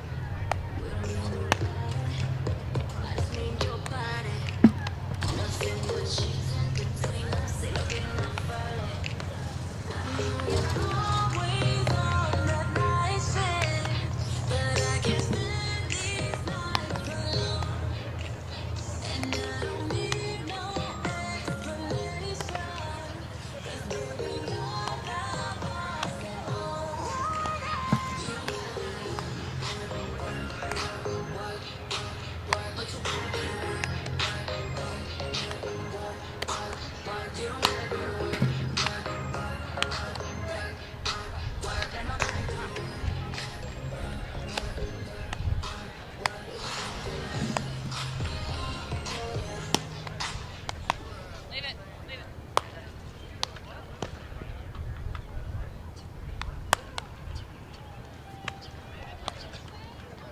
We would like to take a minute or two here to congratulate University of St. Francis starter and winner in Game 1, Nathan Coakley. Coakley had 12 strikeouts in today's game. He sets a new single-season record for the University of St. Francis for strikeouts with 98.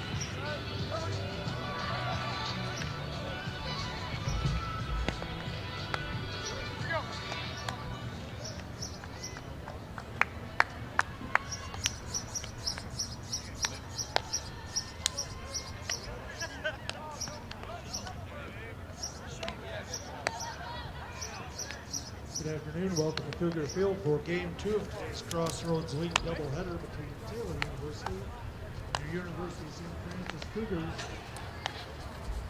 Taylor batting order positions in Game 2.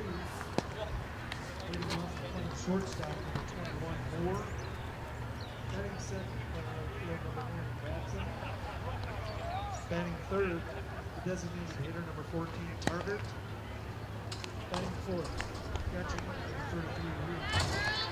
Batting fifth, first base number 35 Colorado. Batting sixth, then playing third base number 6 West. Batting seventh, playing left field number 11 Rupert. Batting eighth, playing right field number 19 Weezy. Batting ninth, then playing second base number 3 Lane. On the mound in Game 2 for the Taylor Trojans, number 27, Jamie Driscoll.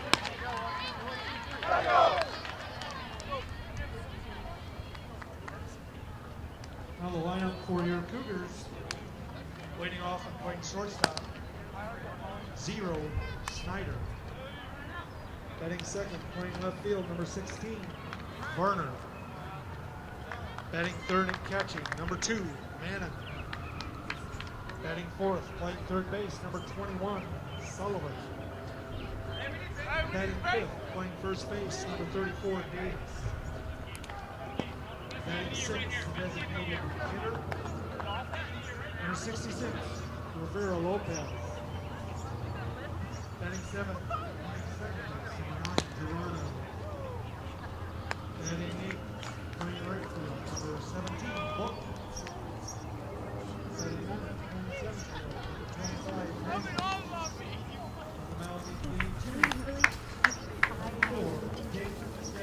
yeah, that's ridiculous. Hello. Oh, did you? No, yeah, I was.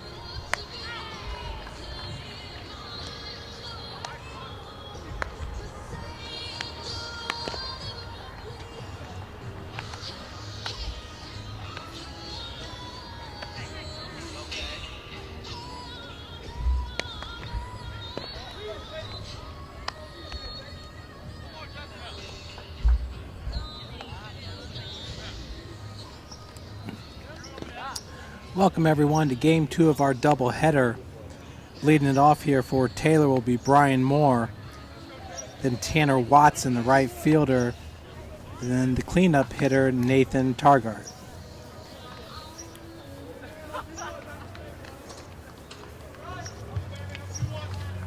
Pitching for the Cougars here in game number 2 is number 4, Jake Garrett. Garrett enters today with a 7.90 ERA.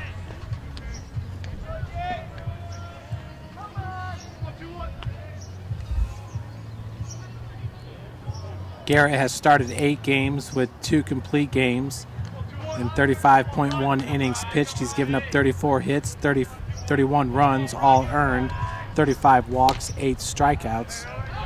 Opposing batters are hitting .256 against Jake Garrett. Number 21 Moore, the shortstop, with a swing and a miss.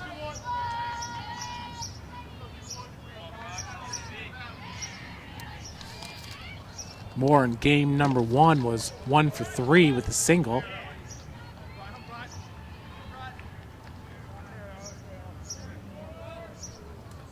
I believe our count is 2-1 here to Moore as he drills that ball to left field. Underneath it is Varner for out number 1. Cougars getting the win in game number 1, 2-0. A nice start to game number 2 here, with Varner getting the first out of the game. That'll bring to the plate Tanner Watson. Watson, who led off in game number 1, was 0 for 3 with 3 strikeouts. Takes that first pitch for a strike.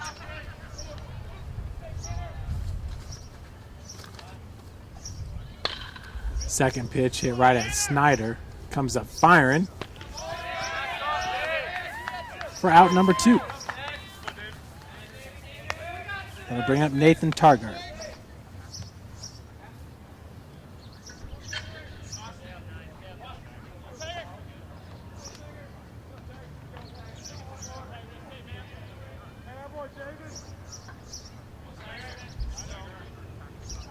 Targart, a freshman from Blackhawk Christian High School here in nearby Fort Wayne, Indiana. I should say right here on the east side of Fort Wayne, Indiana. It's not nearby, it's in Fort Wayne. Targart was 1 for 3 in game number 1 with a stolen base and a single. Down in this count 0-2. That pitch misses upstairs and outside.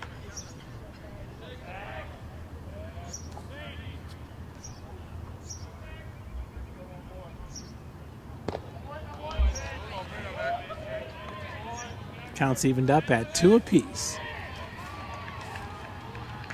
Jake Garrett, the pitcher, is a 6'3", 170-pound sophomore from Bluffton, Indiana, Bluffton High School, as that's hit out of play. Count will remain at 2-2. Lady Cougars down 4-1, and they're in the top of the 5th inning over there at the softball field. Swing and a miss. 1-2-3 inning for the Cougars there in the top of the 1st as we head to the bottom half of the inning. Scoreless. Cougars going to bring to the plate Snyder, Varner, and Manning.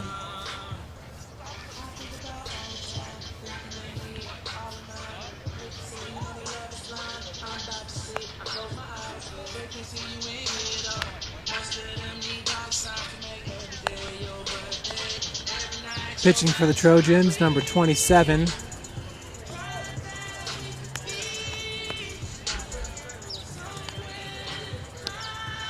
It is Jamie Bristol, sophomore at 6'2", 185 from Grand Rapids, Michigan, Calvin Christian High School.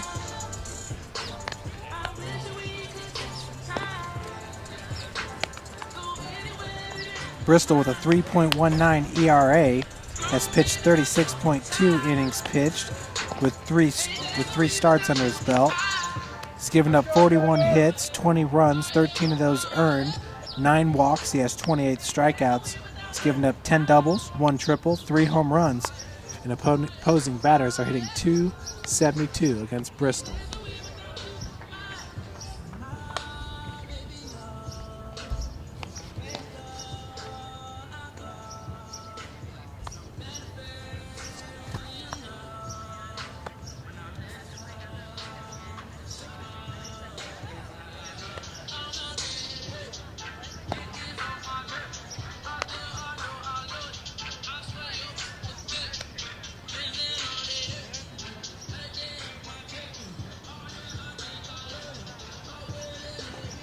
Snyder coming up to the plate wearing a white helmet. All the other players wearing blue helmets for St. Francis.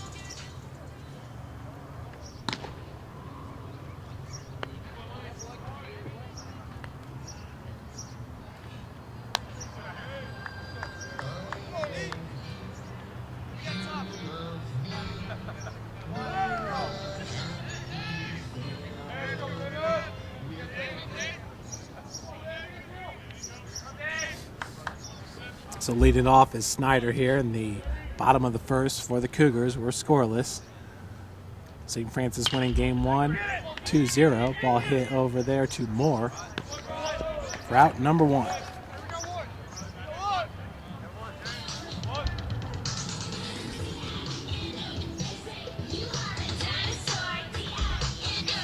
That'll bring to the plate Kansas Varner.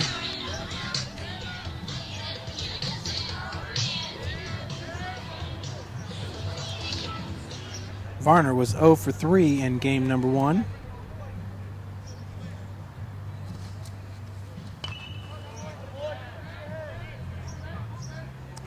Varner getting the first put out of the game here for St. Francis from his left field position. Down in this count 0-1.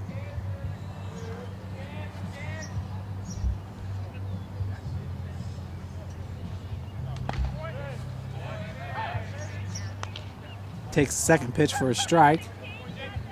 0-2 is the count.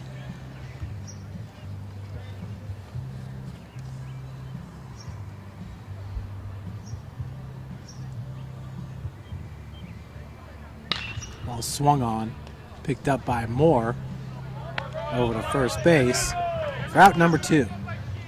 Back-to-back assists here for the shortstop, number 6, Brian Moore. That'll bring up Austin Mandan.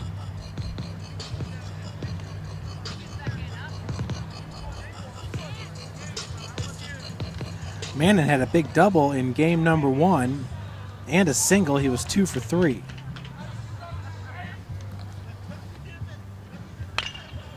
Likes to swing at that first pitch as he fouls it out of play. Down in this count 0-1.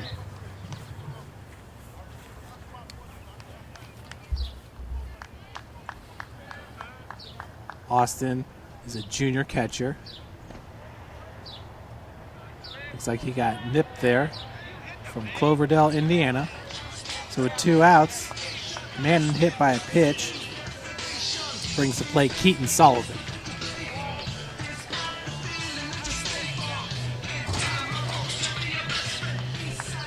We do have a pinch runner into the game. It's number 12, Chase Callenbeck.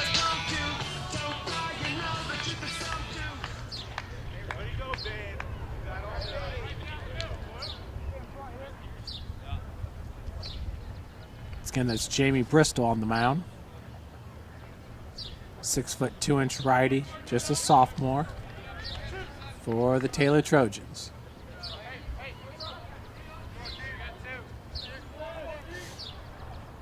Two outs for third baseman Keaton Sullivan with Callenbeck at first. Drills that first pitch into left center field. That will fall for a single. Advances Callenbeck to second base.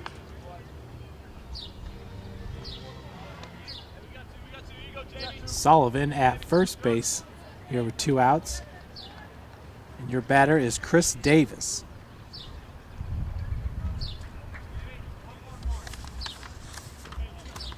Davis in game number 1 was 1 for 3 with a double and a run scored.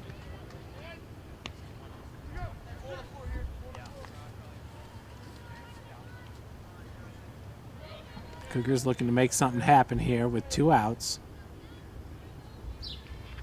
Davis at the plate, takes that first pitch low for a ball.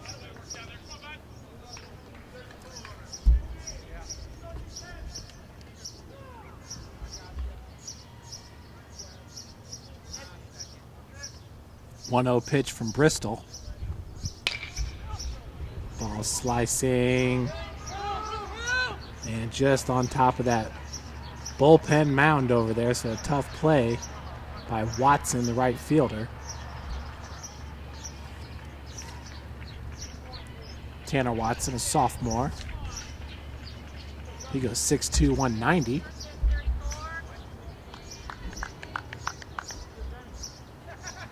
Counts evened up at 1 apiece to Chris Davis.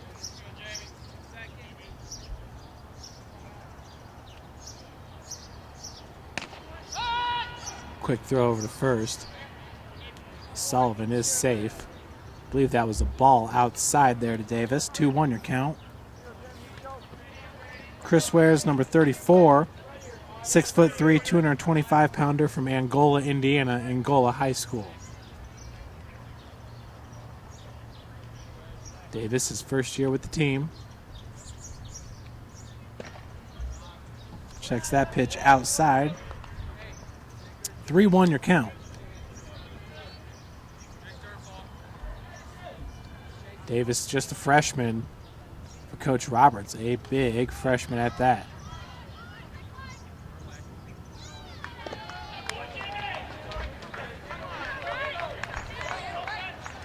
So a swing and a miss will do it here. Cougars leave 2 on base.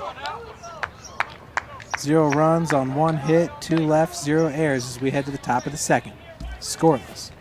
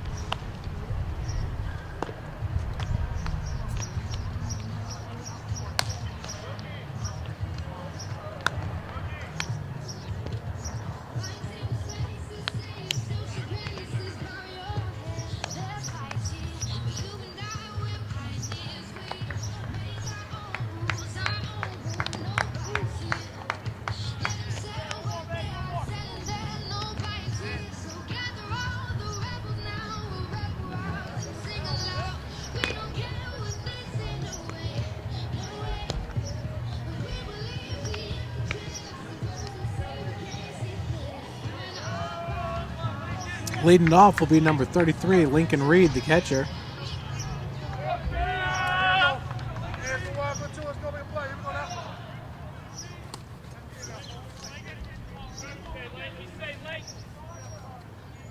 On deck will be number 35, Nick Hollowell. First pitch is in there for a strike.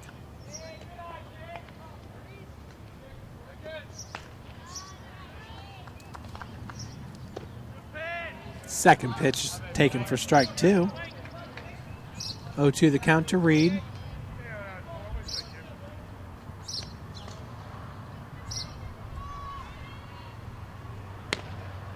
Ooh, pitch. This is just on the outside corner. 1-2 now your count.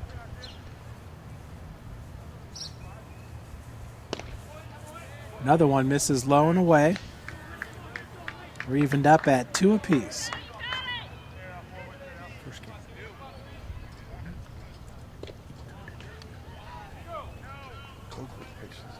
Check with the umpire. He's safe, so we got a full count now. Nathan Coakley picking up the win there in game number 1, 2-0. Finished with 12 strikeouts, which was one behind his season high as the ball gets away from the catcher. Fires over to Davis at first base. So 1 out for number 35, Nick Hollowell. On deck will be Jake West, third baseman. Hollowell went 0 for 3 in game number 1 with 3 strikeouts.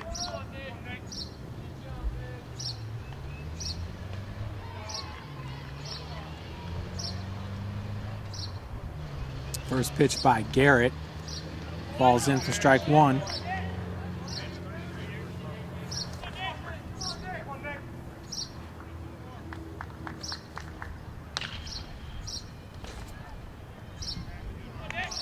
Second pitch fouled away.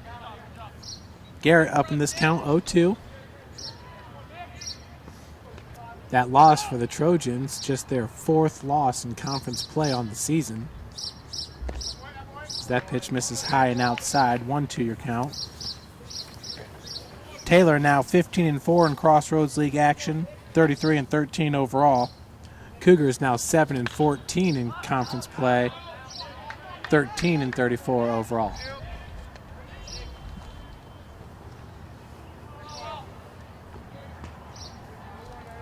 Count is 1-2 to Nick Hollowell.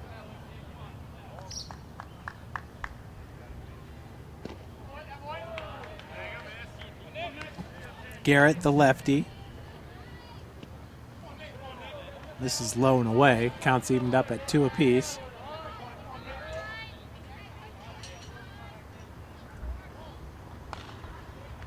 Breaking ball fouled away. Count remains at 2-2.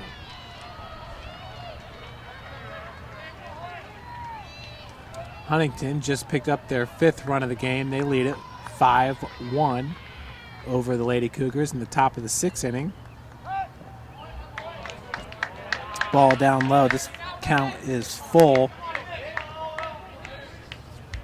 to number 35, Nick Hollowell.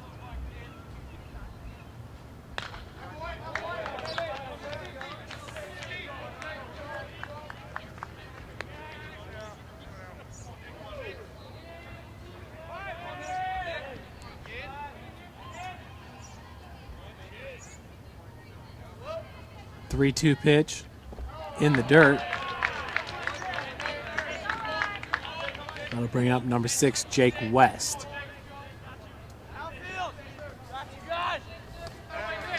On deck, it's number 11, Wyatt Whitman.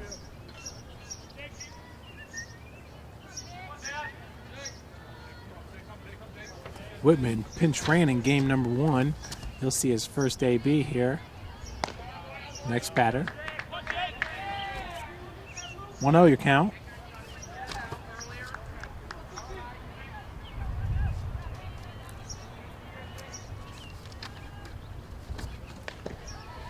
Second pitch catches the outside corner, evened up at 1 apiece. West was 0 for 2 in game 1, also reached safely after he was hit by a pitch.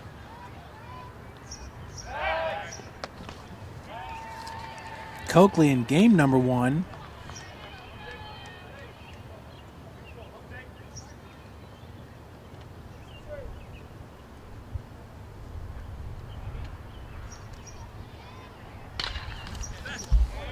ball hit into center field. Manning on it for out number 2.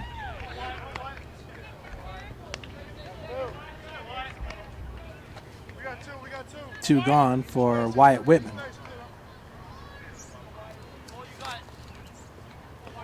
Unofficially, based off my scorebook, Coakley with a 2-hitter.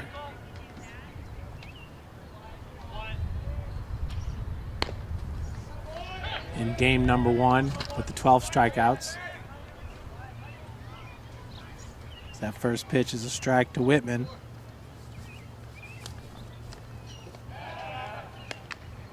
Entering today's doubleheader, Wyatt Whitman with a .294 batting average, 5 hits and 21 runs scored and 17 ABs, 1 triple. So a speedster for Coach Gould as that's drilled into center field. Manning underneath it. Route number 3.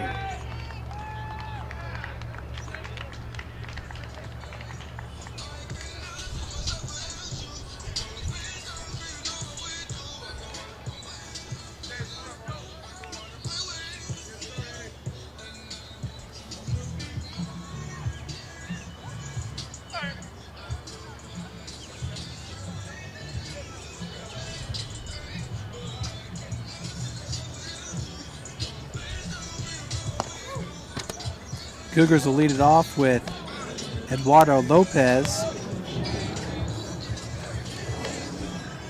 then Cole Gerardo and Adam Book.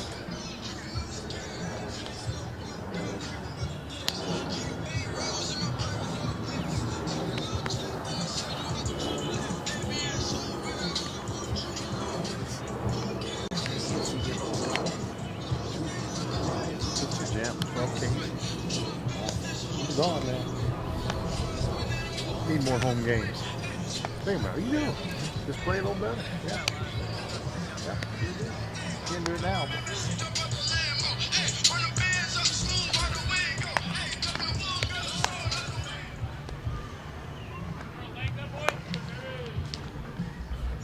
So leading it off for St. Francis is number 66, the DH, Eduardo Rivera Lopez, 5'8", 180-pound catcher. He's a junior out of Puerto Rico. Bayamon, Puerto Rico.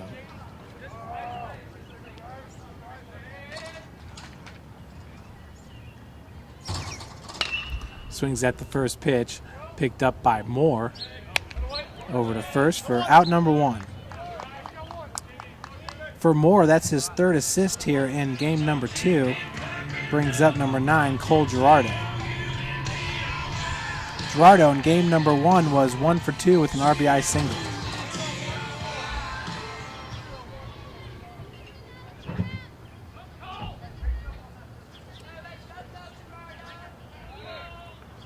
First pitch to Cole. Fouled off against the backstop. Gerardo entering today's doubleheader with the third best batting average on the team at .272. 31 hits and 114 ABs. Does have 1 home run on the season and 17 RBI. That was entering today's doubleheader. He had the RBI single in game number 1. So that totals up to 18 RBI.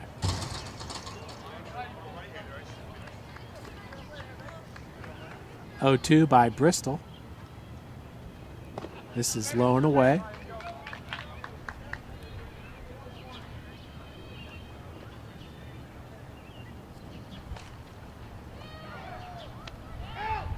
One-two pitch. Ooh, hits him right on the back. So that's the second batter in this game to be hit by a pitch, to be hit by one of Bristol's pitches. Austin Mannon was hit in the first inning. So with a runner at first, that brings up Adam Book, number 17. Book entering today with a .213 batting average, does have 1 home run and 15 RBI on the season.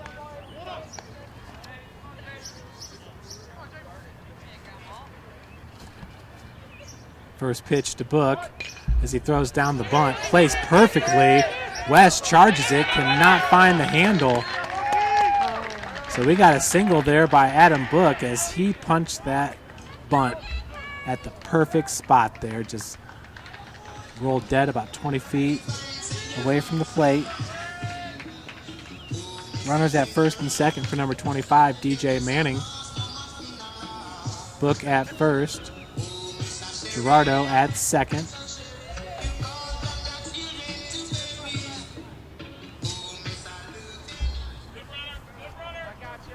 Manning did well in game number 1. He was 2 for 2. As he takes that first pitch inside for a ball.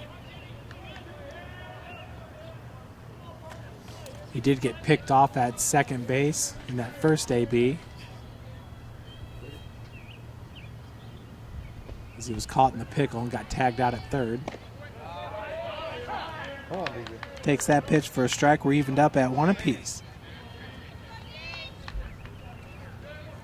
DJ Manning, the senior, 4-year starter for Coach Roberts.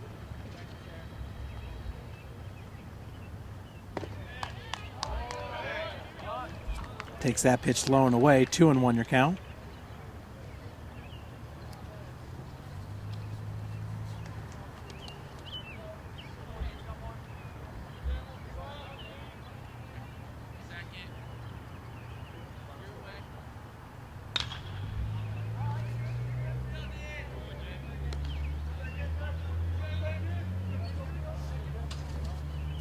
Counts evened up at 2 apiece. That last pitch was fouled off over there towards the softball field. Softball now in the bottom of the 6th inning, down 5-1 against Huntington. Another one punched at and fouled out of play. Actually, it looks like they're going to be in the top of the 7th there, the final inning. Down 5-1.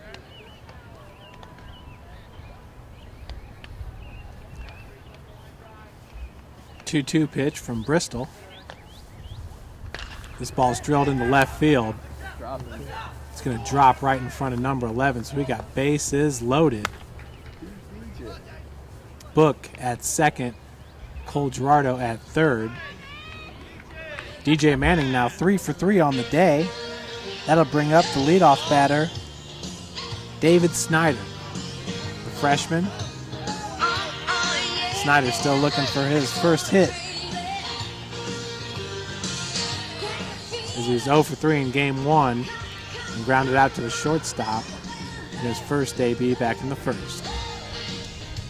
Good situation to be in here, bases loaded, just 1 out.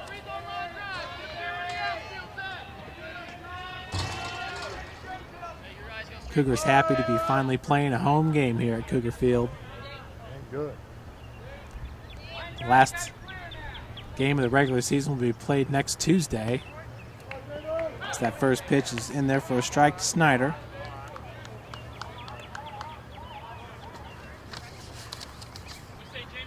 St. Francis will finish up next Tuesday at Grace College. Grace currently tied for 9th place with the Cougars. As Snyder pops up. Making the play there was the catcher for the Trojans, Lincoln Reed. 2 outs, that brings up Kansas Varner. Varner grounded out to the shortstop in his first AB and was 0 for 3 in game number 1.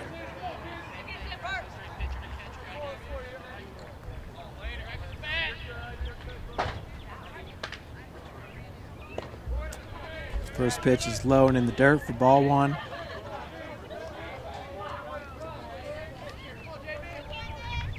Kansas, a 5'11", 170-pound junior from Frankfort, Indiana. Transferred to us from Trine University.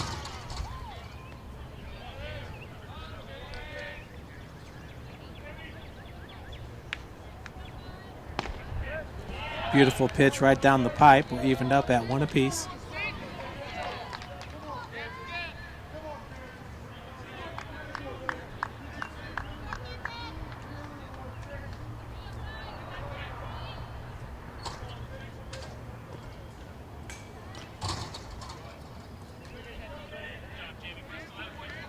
One, two, now your count after that foul ball. Taylor once again with the best batting average in the Crossroads League. Actually, they're number 2 in the Crossroads League with a .298 team batting average. St. Francis 10th in the Crossroads League with a .236 team batting average.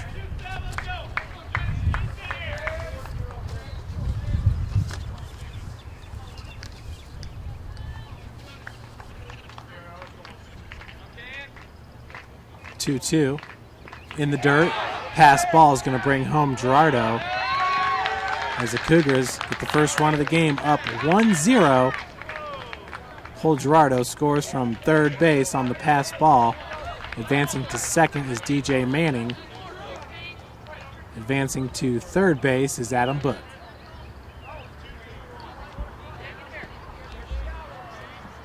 Full count now to Varner.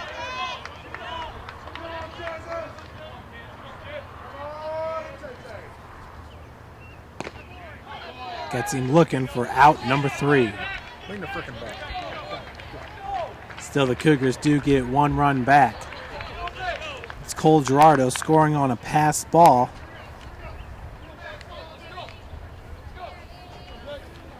As we head to the top of the third, St. Francis up 1-0.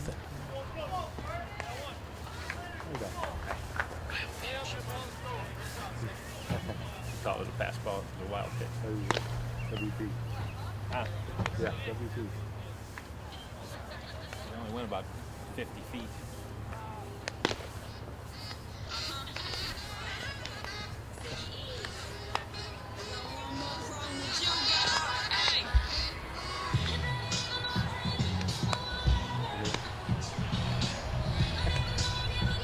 Son's the catcher. Son's the catcher. Third base.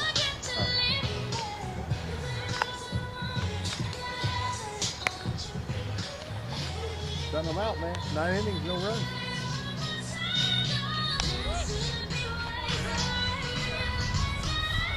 Leading off here in the top of the third inning for the Trojans. It'll be Weiss, Lane in the top of the order, Brian Moore. BJ.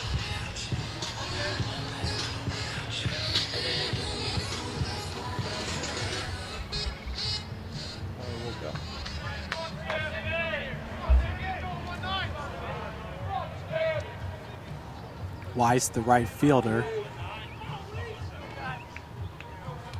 Whereas number 19 played center field in game number 1.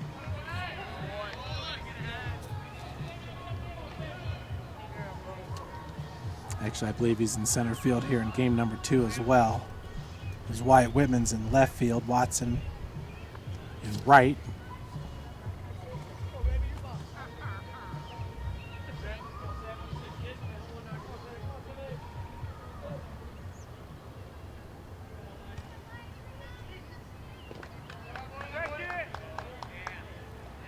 Breaking ball falls in there for a strike on the check swing.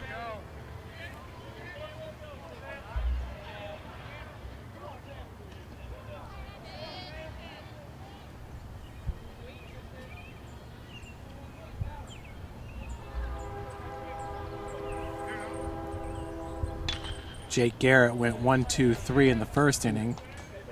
Wow. There's another one hit right over there to the softball field. Short hop the backstop.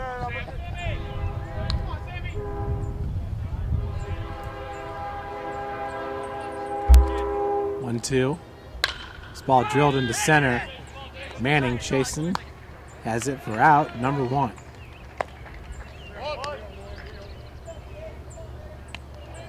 Senior center fielder DJ Manning.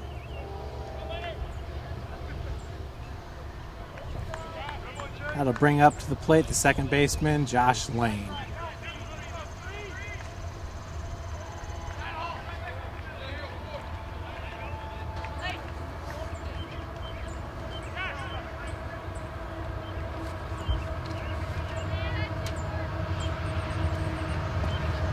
First pitch to Lane, misses low and outside for ball 1. Josh was 0 for 2 in game number 1.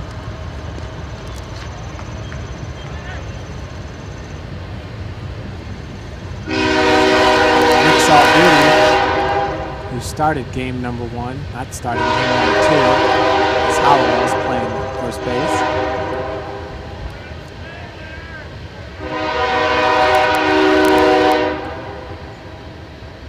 Swing and a miss. Count's evened up at 2 apiece.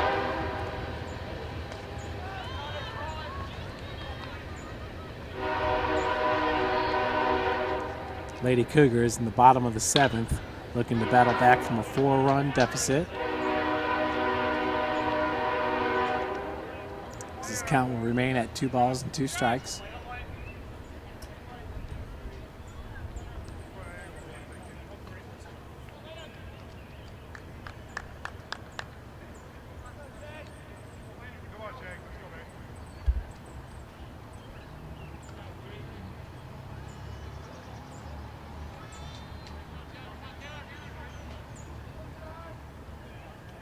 Two balls, 2 strikes.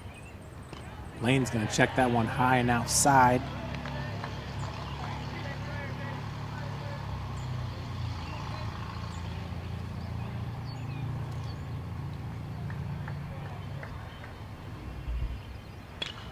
Another pitch fouled out of play.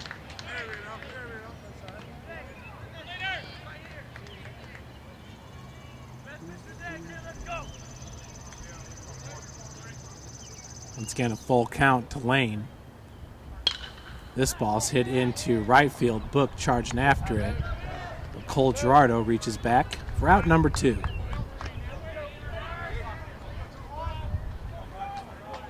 Hey there, how you doing? Good. All right. About time to get a home game, huh? God, thank goodness. We thought we weren't going to get this one. Yeah. Thursday looked available, but Brings up the leadoff batter, Brian Moore. look how much they play better at home. What a You know difference. what? We've been talking about that. Yeah, We I had mean- one a month ago about a change Sure, of attitude. I know. You say what you want to, but playing at home is different. Yeah. You know, we just haven't had a day. First Great pitch pitching. misses outside and These guys out high here, for what, ball this is 1. number, so we won Moore in the his 10th first inning now, AB right? popped 7th, out to right? left fielder, Kansas Varner. So, gee, that's not bad. 0-2 now your Playing a little count. better. Excuse me, 2-0. Oh, Win yeah, to make it, I so. know. Yeah. Playing a pitch at a time inning. How you doing? Getting busy? Been busy? Yeah, oh, Good. yeah, we're hopping. Good deal. Foul now to play. As Oh, Davis yeah. chases after it. Mrs. with you? 2 balls, 1 strike. Say hi with you. We got dogs over there. Beer in the cooler. Hey, might take you up on that. Well, this guy's sitting here working the whole time. Spring game was last weekend. Yeah, we had nice weather. 2-1 pitch. Yeah. Breaking ball popped up. Years ago. Manning underneath it for out number 3. Nice weather. 2 putouts in the inning for DJ Manning, 1 for Cole Gerardo. The years here about 3 or 4 out of 15. Once every 5 years. Last week, the time frame you were in the hospital. I was out, man. Yeah. I was celebrating. You had good memory. You're looking good. Dude, yeah. I was out 10 days. Cougars lead it off with Mannon, Sullivan, and Davis with a 1-0 lead. Here in the bottom of the third inning.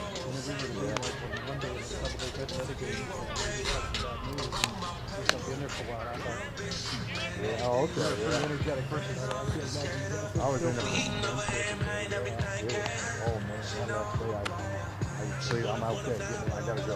It's Sunday. It took them 6 hours to check me out. For another doctor to come around. I got Sunday at 4. I was trying to cry on the way home. I was so happy, but I couldn't. Oh, I was miserable. The only good thing of that, hell, I lost weight. You know, but it's a tough way to do it. Could use a diet plan. I thought that one. No, it was just 10 days. He wasn't real good. He survived hooked up. He'd come in. He was definitely real good looking. See the old man I had shit everywhere. Once again on the mound is Jamie Bristol. He gave up 2 hits in the second inning with 1 run scored, 1 hit in the first inning. There were 2 players left on base in the second for the Cougars, 2 left on base in the first for St. Francis as well. Yeah, I get over 1 or 2. I love my parents try to come homecoming weekend. You know, just you can come whenever you want, but see everybody. Mannon was hit by a pitch in his first AB. That one over to West for out number 1.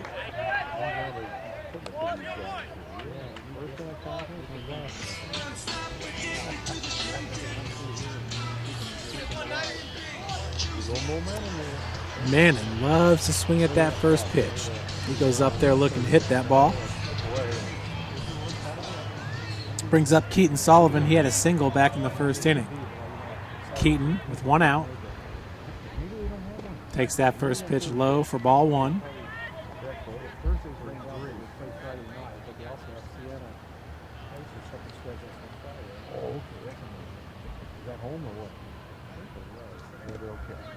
Big swing and a miss. Counts evened up at 1 apiece.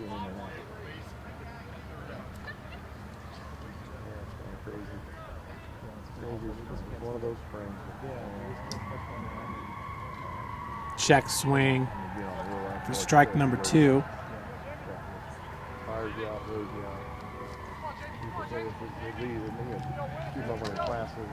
Keaton in game number 1 was 1 for 3 with a double and a run scored.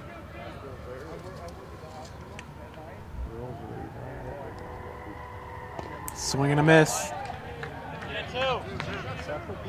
So that is the 3rd strikeout of the game for Jamie Bristol. That'll bring up number 34, Chris Davis.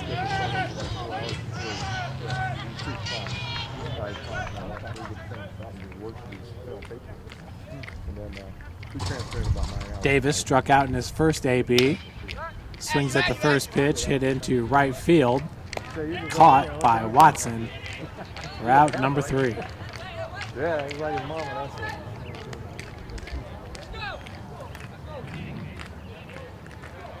Three up, 3 down for the Cougars as we head to the top of the 4th. Watson, Targart, Reed.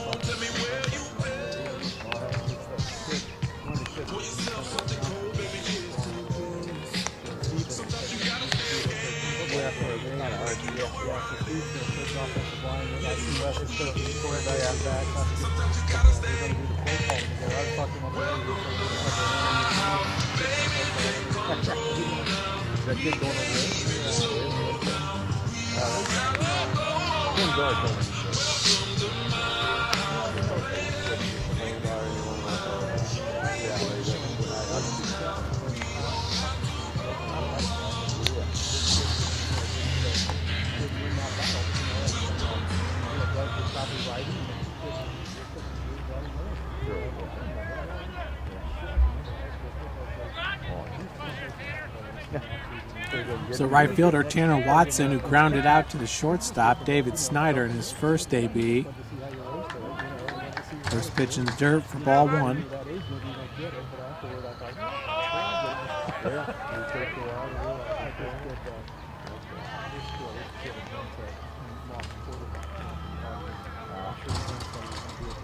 One 0 pitch by Garrett is taken for strike number one. 1-1 now your count. Never in the mix or anything. Okay. Off-speed pitch. Fouled away, 1-2 now your count.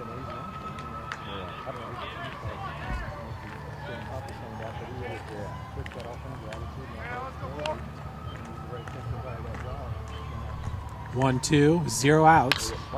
Watson is fielded by Garrett. He'll flip it over to Davis for out number one.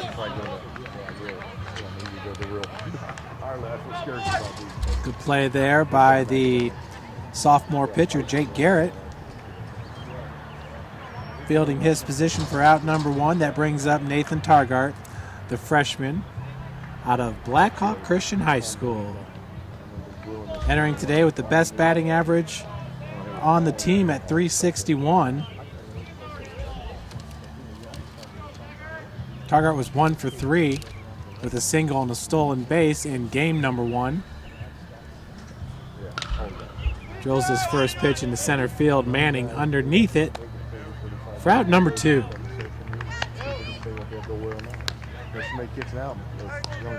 Two gone, and your batter is the catcher, Lincoln Reed.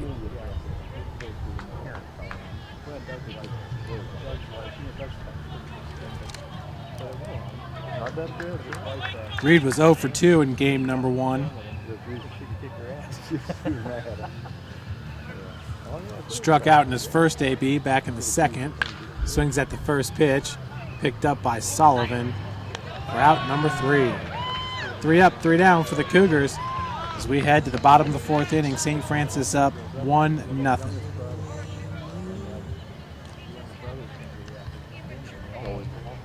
Cougars doing a great job in the field today.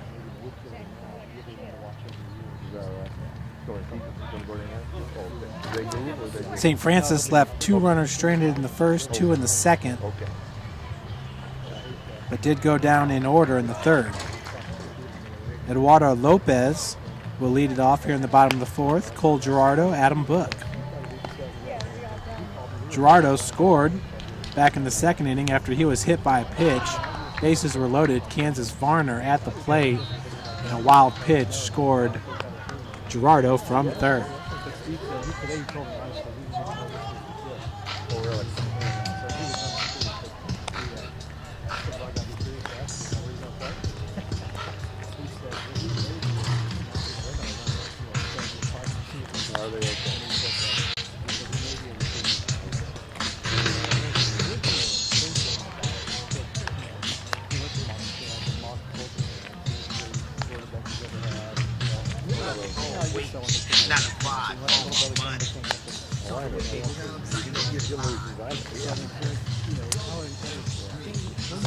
Other games going on in the Crossroads League today.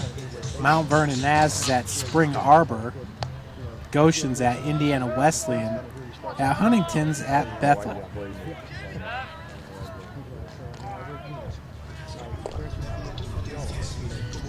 Marion off today, but they will be at Mount Vernon Naz on Thursday.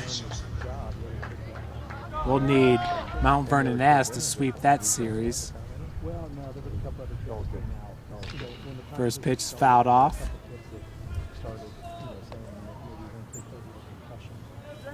Oh, 1 count to Lopez.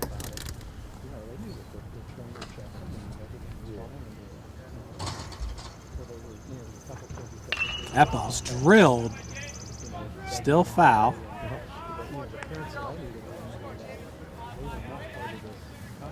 Riviera Lopez making some solid contact there at the plate. Down in this count, 0-2. Pitch misses outside. 1 ball, 2 strikes. Bristol on the mound. He's only given up 3 hits in this game. Is that ball West backhanding it? Foul. Yeah, coach can't get a kid back in the game anymore. Maybe they used to. Count remains at 1-2. Lopez entering today with a .216 batting average.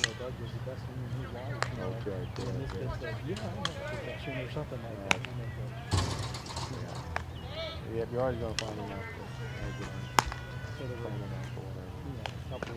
Ooh, gets him looking for the strikeout. That's out number 1. Lopez thought it was a little bit up in the zone before the umpire rung him up. It's going to bring up Cole Gerardo, who's hit by a pitch and scored a run back in the second.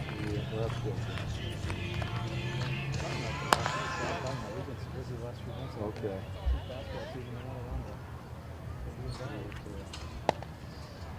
First pitch to Gerardo.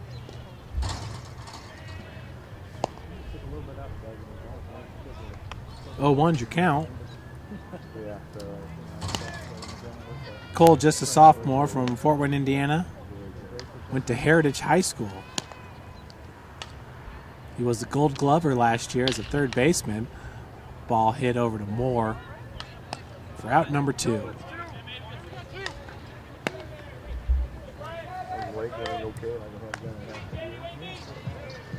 2 outs, your batter is Adam Book, who had a single back in the second.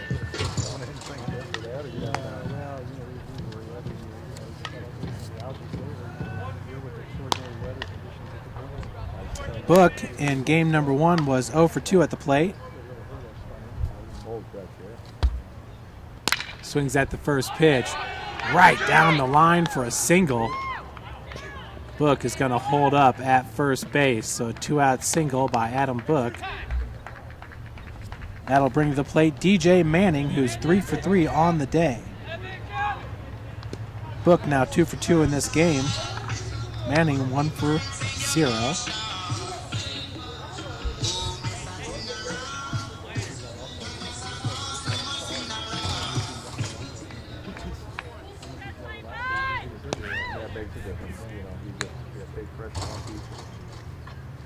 A lot of speed on the base pass as Book takes off with a stolen base. Adam Book with his 10th stolen base on the season. That will lead St. Francis, as he was tied with Kansas Varner, who has 9 stolen bases.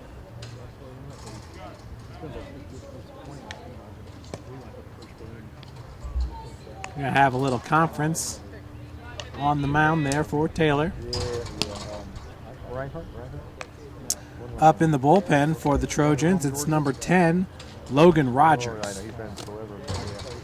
Rogers, who ranks number 30th in the country with 8 wins, ranks number 26, only giving up 40 hits on the year, ranks number 7, giving up just 13 runs, ranks number 15, giving up just 12 earned runs, and ranks number 35, giving up just 10 walks on the season. Taylor ranks number 47 in the country, averaging 6.7 runs per game. They rank number 37 with 31 home runs on the season. They average 6.9 home runs per game.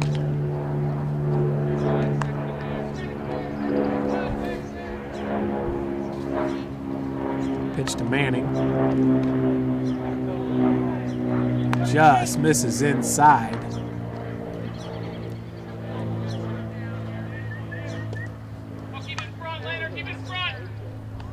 Counts evened up at 1 apiece with Book at second base. Manning hits that ball over to West. Comes up firing and gets him. Route number 3.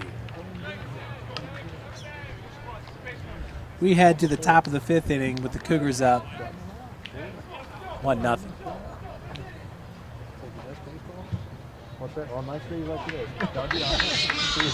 That was the second assist of the inning there by the third baseman, Jake West. Honestly, yeah. We never had a farm. We always had to work on the field out here all the time. the different cards. They glow on. Yeah.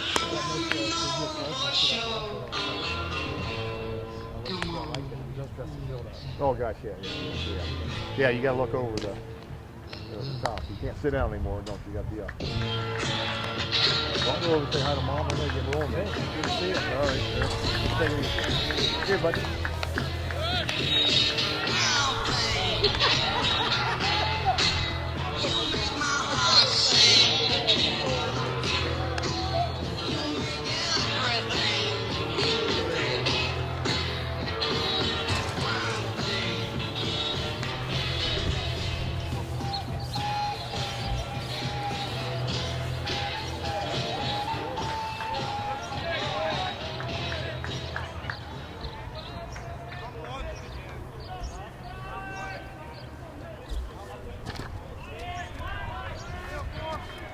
'Leading it off for the Trojans is number 35, Nick Hollowell, playing first base here in game number 2.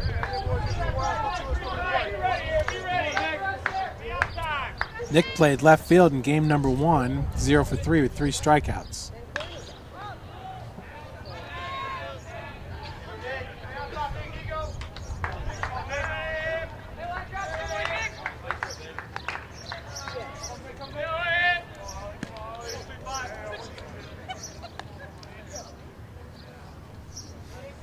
One on its way. As that one might stay in. Davis tracking it down. Makes the basket catch. Chris Davis. Not an easy play.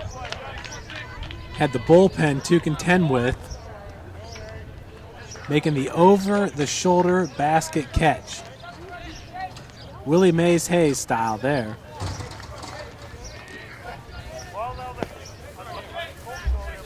One out, your batter is Jake West, third baseman.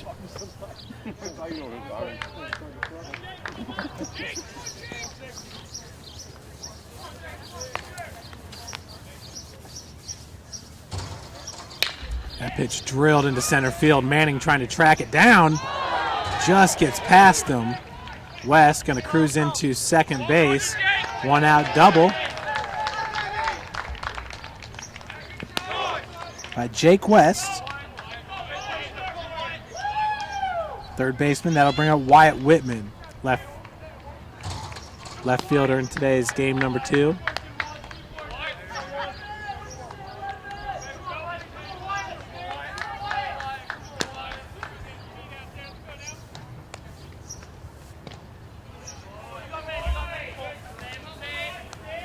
First pitch is a ball to Whitman. He popped out to the center fielder, DJ Manning, back in the second inning. 0 for 2 in this game. Pitch catches the outside corner. We're evened up at 1 apiece.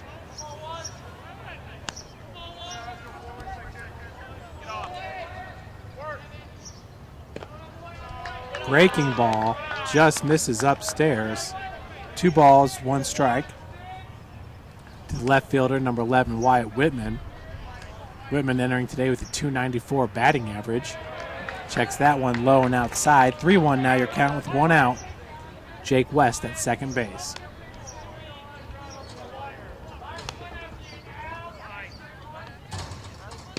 Pitch misses high and outside.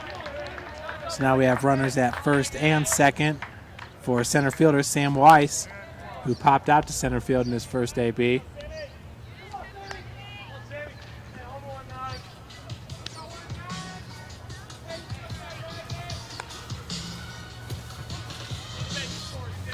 Manning, Garrett having a conference on the bump.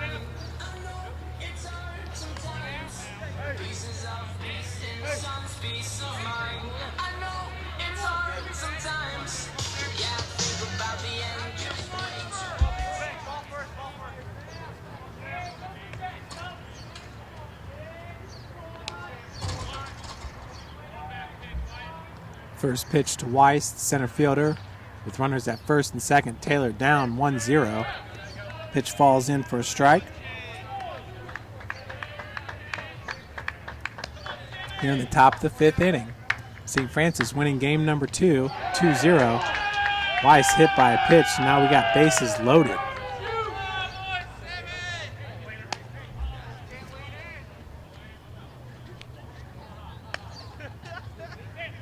Your batter now is Josh Lane, who popped out to Cole Gerardo, second baseman. That was back in the third inning.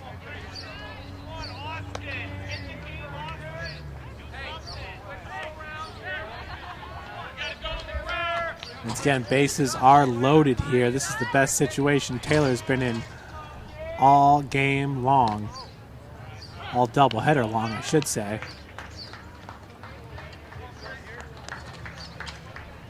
I believe that first pitch fell in there for a strike.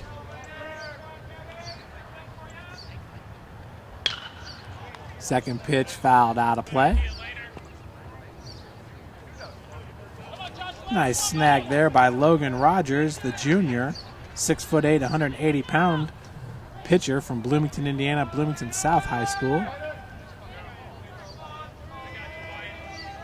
Need to get him on the basketball team. Kyle Stidham, the senior over there at Taylor. Good career with the Trojans. Ball popped up. Snyder underneath it for out number 2.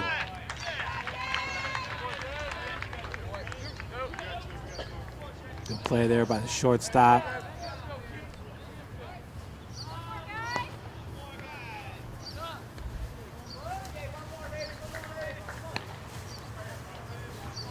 So with 2 gone, the leadoff batter, Brian Moore, coming up to the plate, 0 for 2 in this game.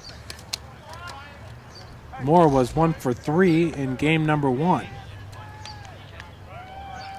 Just one of 2 hits for the Trojans in game number 1. Pops this ball up, Gerardo underneath it.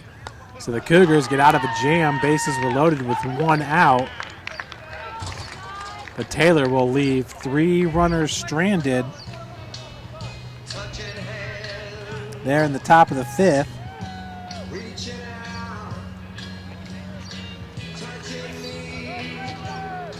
Taylor in the inning, just 1 hit, 0 runs, 0 errors, 3 left on base.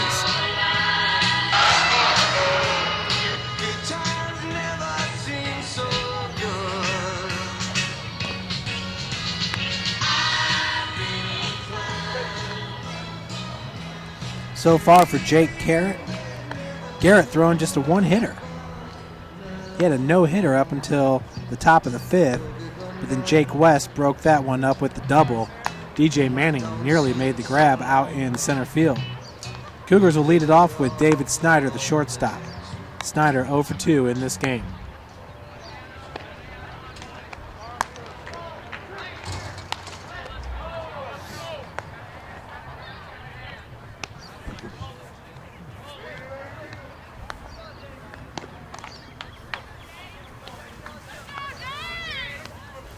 St. Francis up 1-0 here in the bottom of the 5th.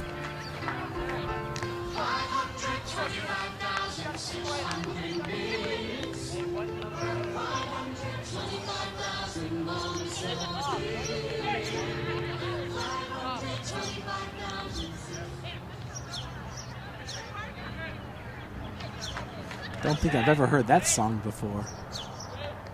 First pitch to Snyder, swing and a miss.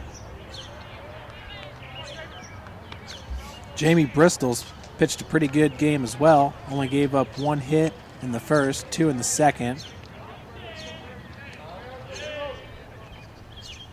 1 hit in the fourth as well. That ball is drilled foul.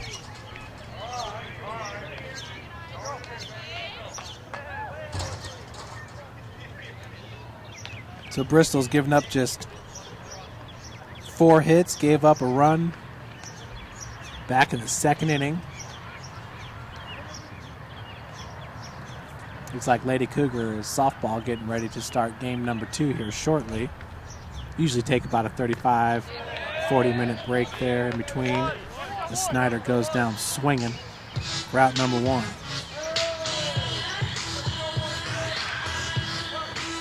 That'll bring up number 16, Kansas Varner.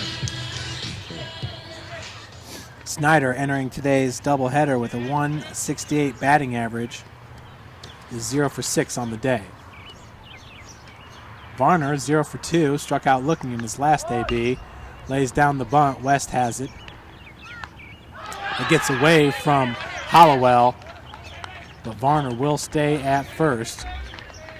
So that looks like an E6 there on the bad throw. With one out, that'll bring up Austin Manning. Well, since this is the first time I've seen Cougar baseball team play this year, it's our first home game of the season. I can tell you that Austin Manning loves to swing at that first pitch, as long as it's a good one. Varner at first base. He has 9 stolen bases on the season. And just like that, Manning shuts me up.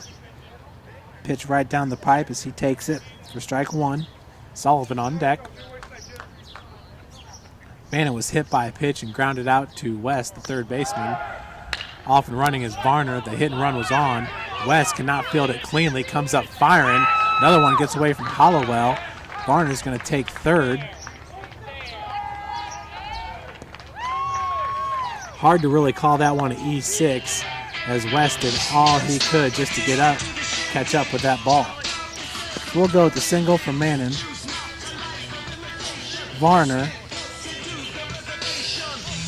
over to third. Pinch runner is Callenbeck.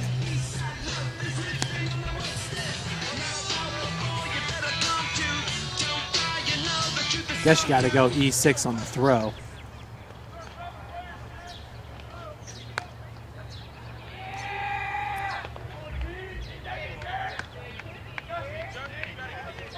And it looks like we could have a pitching change here. Coach Gould is going to come to the mound and relieve Jamie Bristol. Bristol with 4 and a third innings pitched.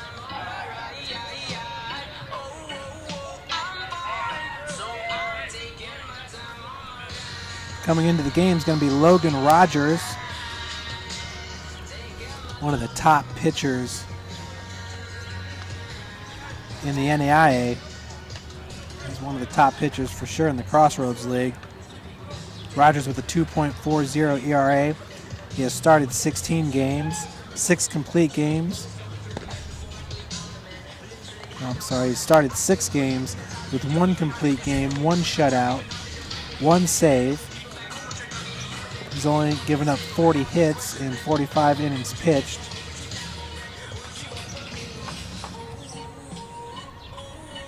Given up 13 runs, 10 walks, 48 strikeouts. Opposing batters are hitting .238 against Rogers. Opposing batters are hitting .152 against Rob Fox.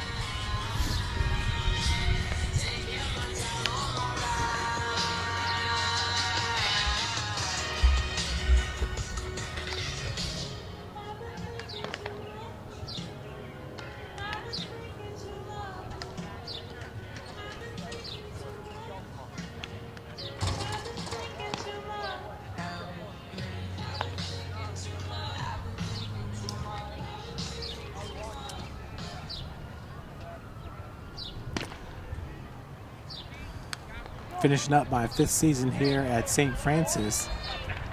If the Cougars cannot pull out of that 9-hole in conference play, this would be the first year where we did not make the Crossroads League tournament. But if St. Francis gets the sweep against Taylor here today, that will definitely improve their chances of making the CL tournament. Doubleheader with Grace and Bethel still remaining on the schedule. 2 very winnable doubleheaders. The Cougars will host Bethel this Thursday, 2 p.m. first pitch. And we are expecting rain on Thursday, so it could get moved to Friday.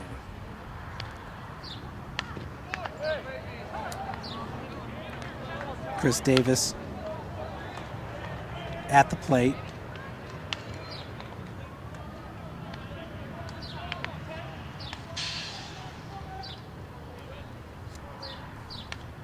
Davis 0 for 2 in this game with a strikeout and a pop out to right field. Swing and a miss. So Logan Rogers picks up a strikeout in his first batter faced. That's going to bring up the plate Eduardo Lopez, 0 for 2 in this game with a ground out and a strikeout looking.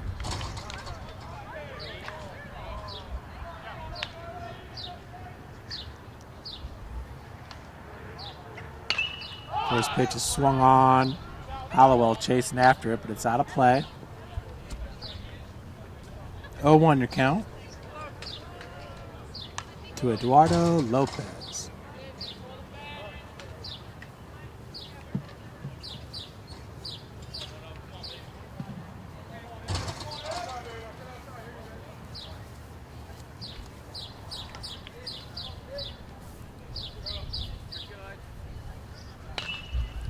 Lopez hits this one right at Hollowell.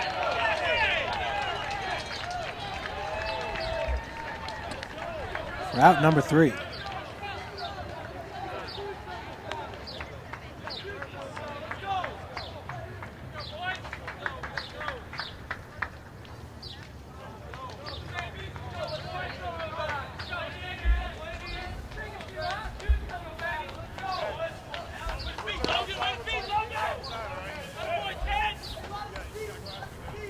Not sure what all I missed there.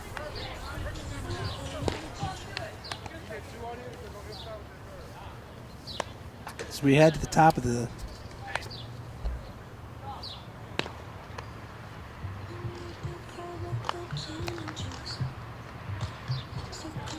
top of the 6th inning. St. Francis up 1-0.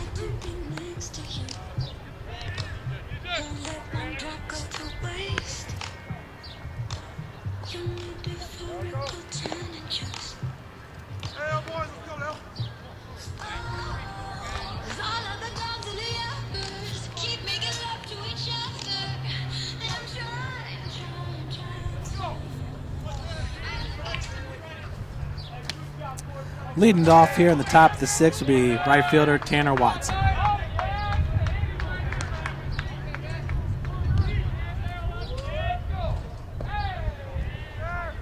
Breaking ball is swung on for strike 1. We have an arm up in the bullpen for St. Francis. Looks like it's Eric Dobrenz, number 6. As that second pitch catches the outside corner. 0-2 now to Watson. Watson 0 for 2 in this game with a ground out to the shortstop and a ground out to the to the pitcher.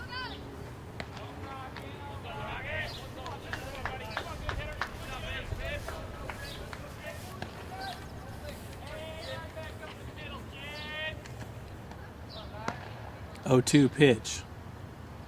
Ball in the dirt. 1-2 now.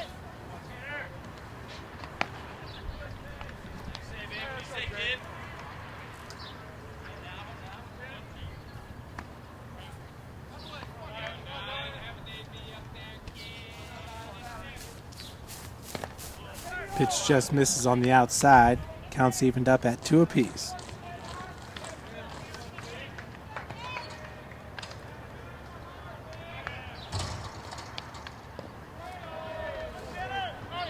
Full count now to Tanner Watson with his team down 1-0 in the top of the 6th.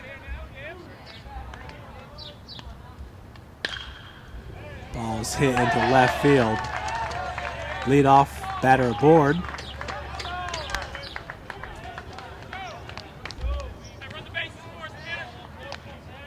That's going to bring to the plate Lincoln Reed, the catcher. For Taylor, that's just Taylor's second hit of the game.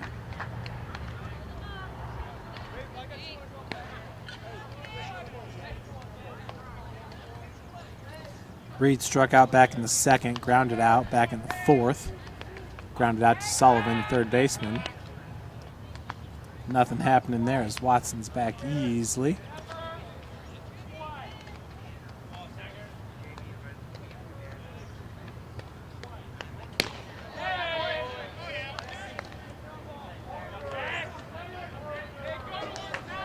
One 0 your count to the catcher, Lincoln Reed. excuse me, this is Targart. And Snyder flips it over to Gerardo for the 6-4-3 double play. Beautiful looking play there by the shortstop, David Snyder.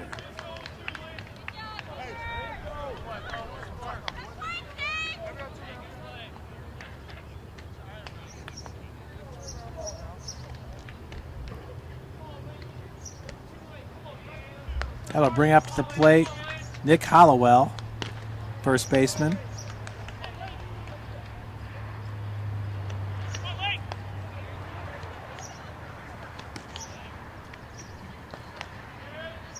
Hollowell walked back in the second and popped out to the first baseman back in the 5th inning.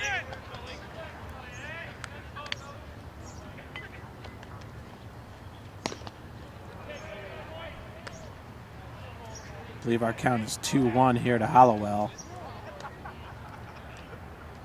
He was 0 for 3 in game number 1. Ball popped up. Looks like Book's going to call off Gerardo for out number 3.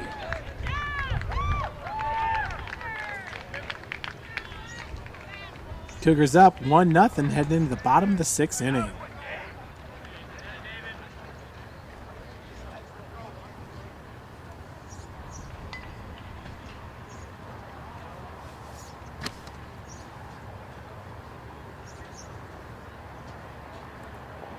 St. Francis will bring to the plate Gerardo, Book, and Manning.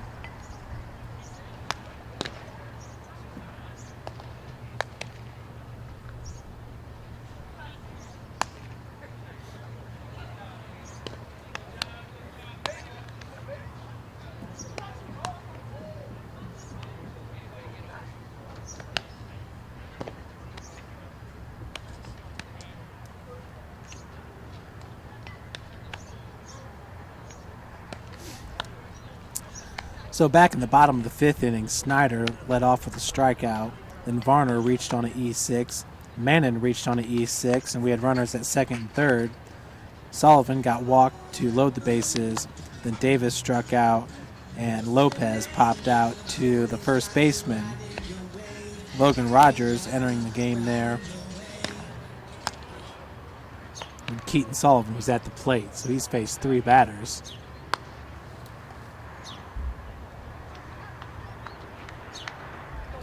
Rogers now will face Cole Gerardo, who's hit by a pitch and scored a run, the only run of this game back in the 2nd. Grounded out to the third baseman, West, back in the 4th.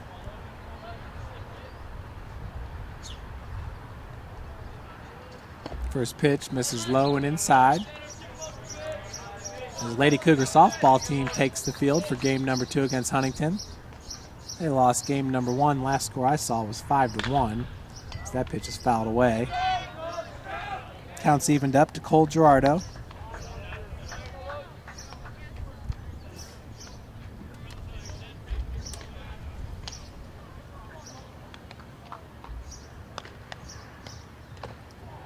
Big cut.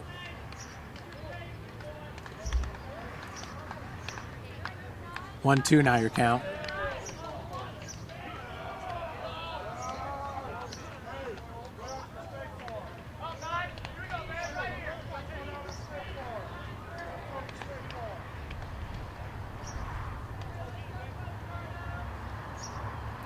One-two pitch from Logan Rogers. As that ball sliced and picked up by Hollowell for out number 1.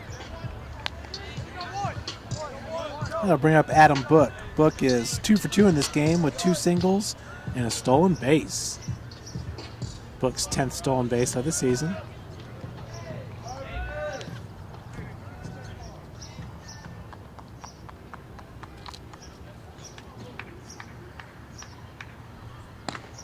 First pitch misses high and outside for ball 1.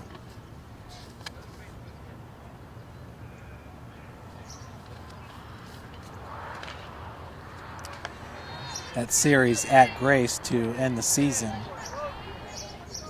That's going to be a big series.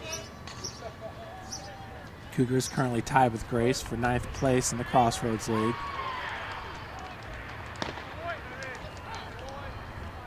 That falls in for a strike.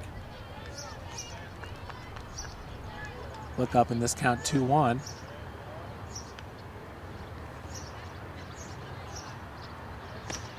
Pitch misses outside.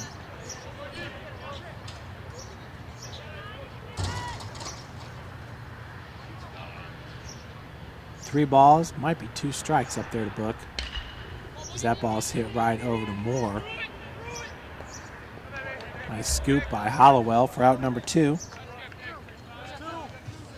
2 gone for your batter, DJ Manning.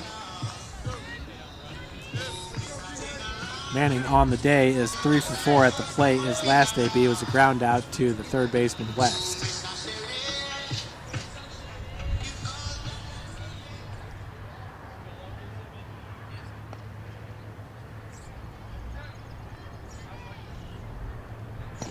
First pitch misses outside to Manning.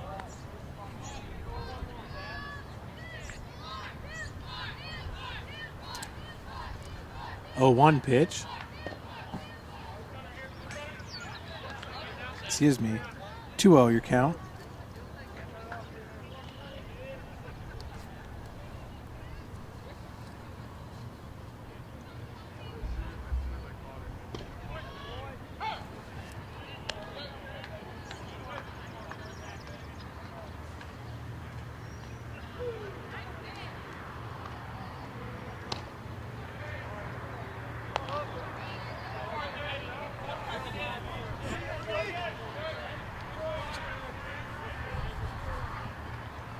Two-one to Manning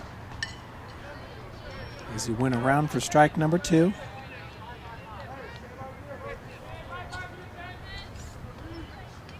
Logan Rogers once again 48 strikeouts to just 10 walks on the season. Manning battling.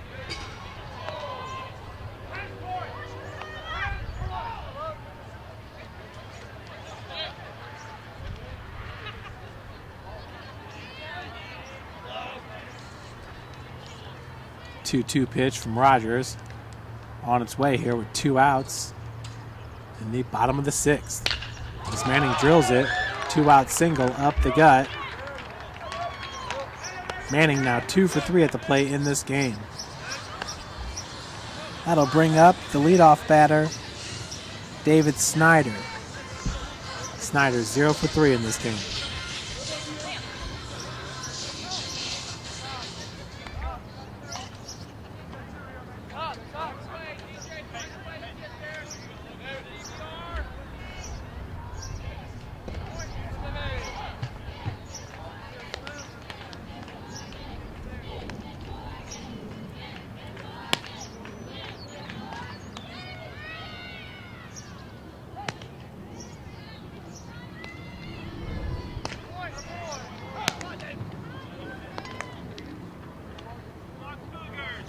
Snyder down this count 0-2 with 2 outs and Manning at first base.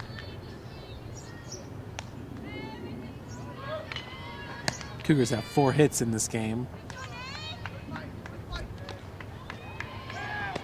as Manning will head back to first base.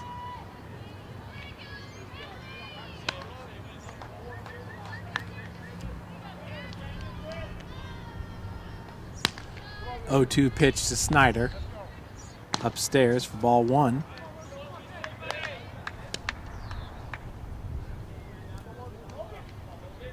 St. Francis now with 5 hits in this game, 2 of them coming from DJ Manning. Cole Gerardo's got 2 as well. As Manning takes off. Another fouled pitch.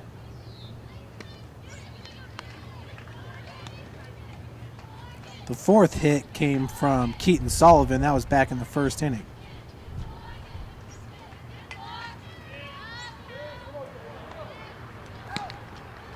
Back in the 5th inning. You have to go with 2 E6s. That ball's hit up the gut. Back-to-back singles. David Snyder picking up his first hit of the day. That'll bring to the plate Kansas Farner. 2 outs, runners at first and second for Kansas. A lot of speed out there with DJ Manning at second base.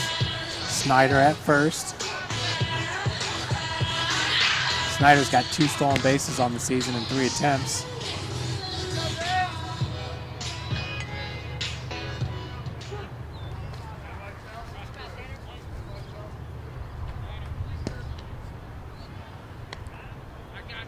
Varner reached on an E6 back in the 5th.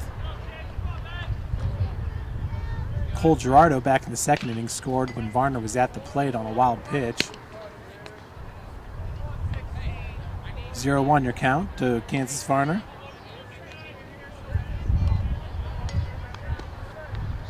Number 18, Rob Fox, now warming up in the bullpen.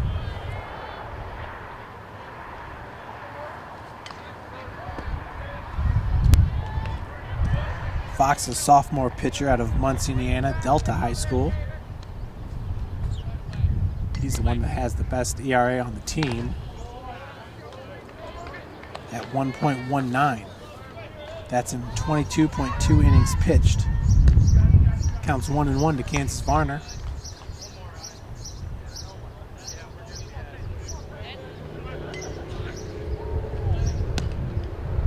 Big swing and a miss. 1-2 now your count. Cougars would love to tack one more run on here.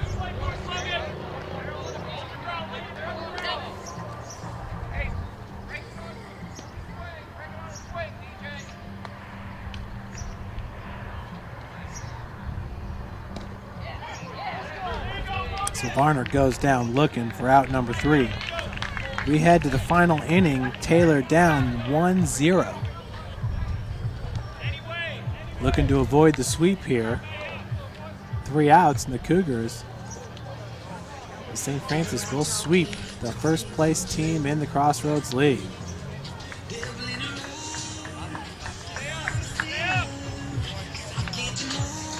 Jake Garrett looking for the complete game shutout to follow his teammate Nathan Coakley.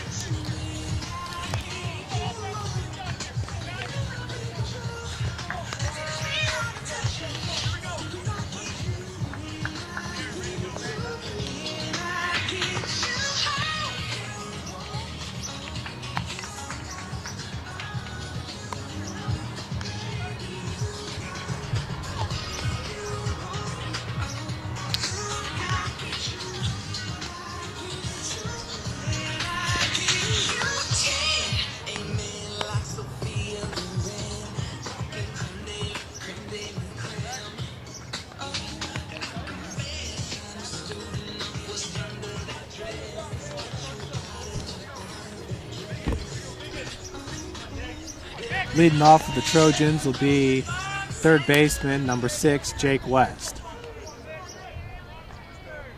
Actually, it looks like we might have a pinch hitter here.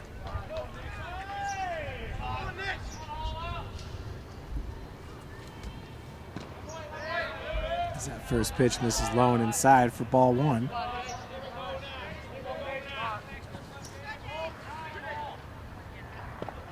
Second pitch in the dirt. West was 1 for 2 with a double.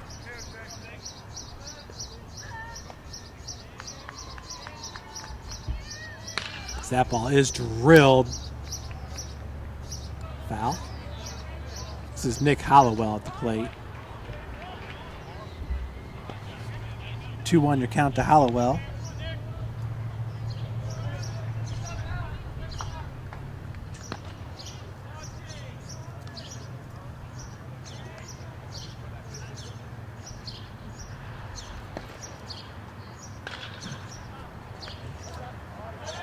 Another one fouled away. Counts evened up at 2 apiece.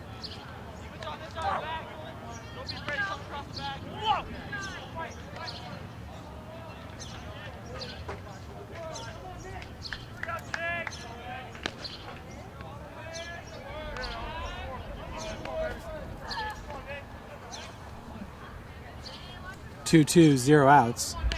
Hollowell, the leadoff batter here for the Trojans, in the top of the 7th. Beautiful looking pitch there, freezes him. The first out of the inning.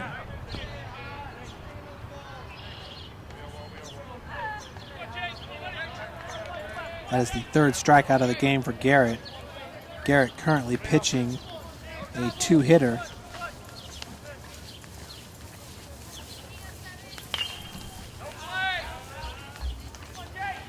So that's fouled out of play by Jake West. Down this count 0-1.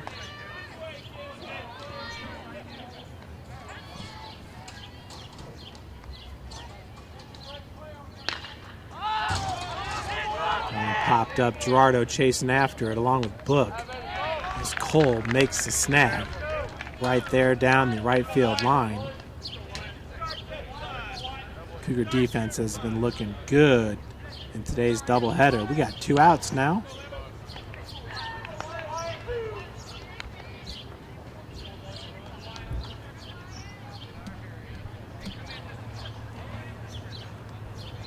Brings up Wyatt Whitman. First pitch misses upstairs for ball 1. Whitman drew a walk back in the 5th inning, popped out to center field back in the 2nd. Up in this count, 2-0.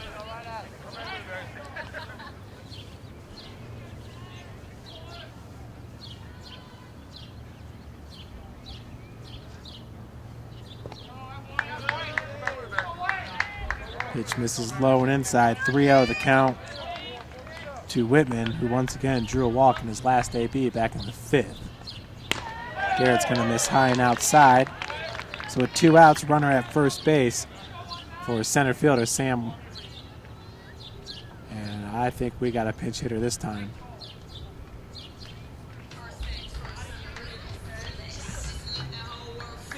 No, that's Weiss, number 19. Whitman at first base has a lot of speed.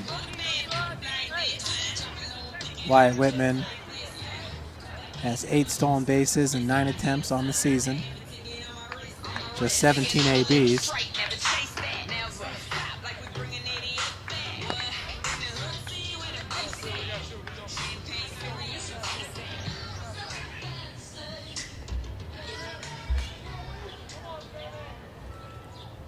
Behind the plate for St. Francis is Austin Mannon.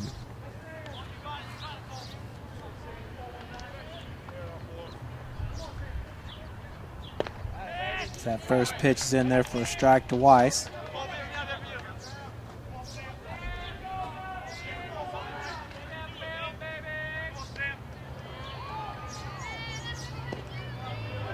Ooh, second pitch just misses the outside corner. We're evened up at 1 apiece. Lady Cougars are scoreless here in the bottom of the 1st inning. They have 2 outs with a runner at second base. As that ball's drilled at Cole Gerardo. He's going to go to first with it. And that will do it. What a day for the Cougar baseball team. St. Francis wins game number 1, 2-0. Wins game number 2 here, 1-0. Getting the sweep over the first place team in the Crossroads League, the Taylor University Trojans. In the process, Jake Garrett pitching a 2-hitter in the shutout complete game victory. In game number 1, it was Nathan Coakley. Coakley giving up a 2-hitter in the complete game shutout. What a day here at Cougar Baseball Field. That's all it took. St. Francis just needed to get a home game, a real home game, under their belt. This is the first game that's been played here on the campus of St. Francis this year for the Cougar baseball team, and they pull off the sweep over the number 1 team in the Crossroads League, Taylor University, 2-0 and 1-0. Nathan Coakley now holds the record with 98 strikeouts in the season. Unofficially had 12 strikeouts there in game number 1. His career high is 13. Folks, thanks again for joining us. My name is Jeff Mahoney, and until our doubleheader coming up this Thursday, if it does get rained out, we're hoping to replay it on Friday. So we will host Bethel College 4-2 this Thursday, 2 p.m. first pitch. Thanks again for joining us.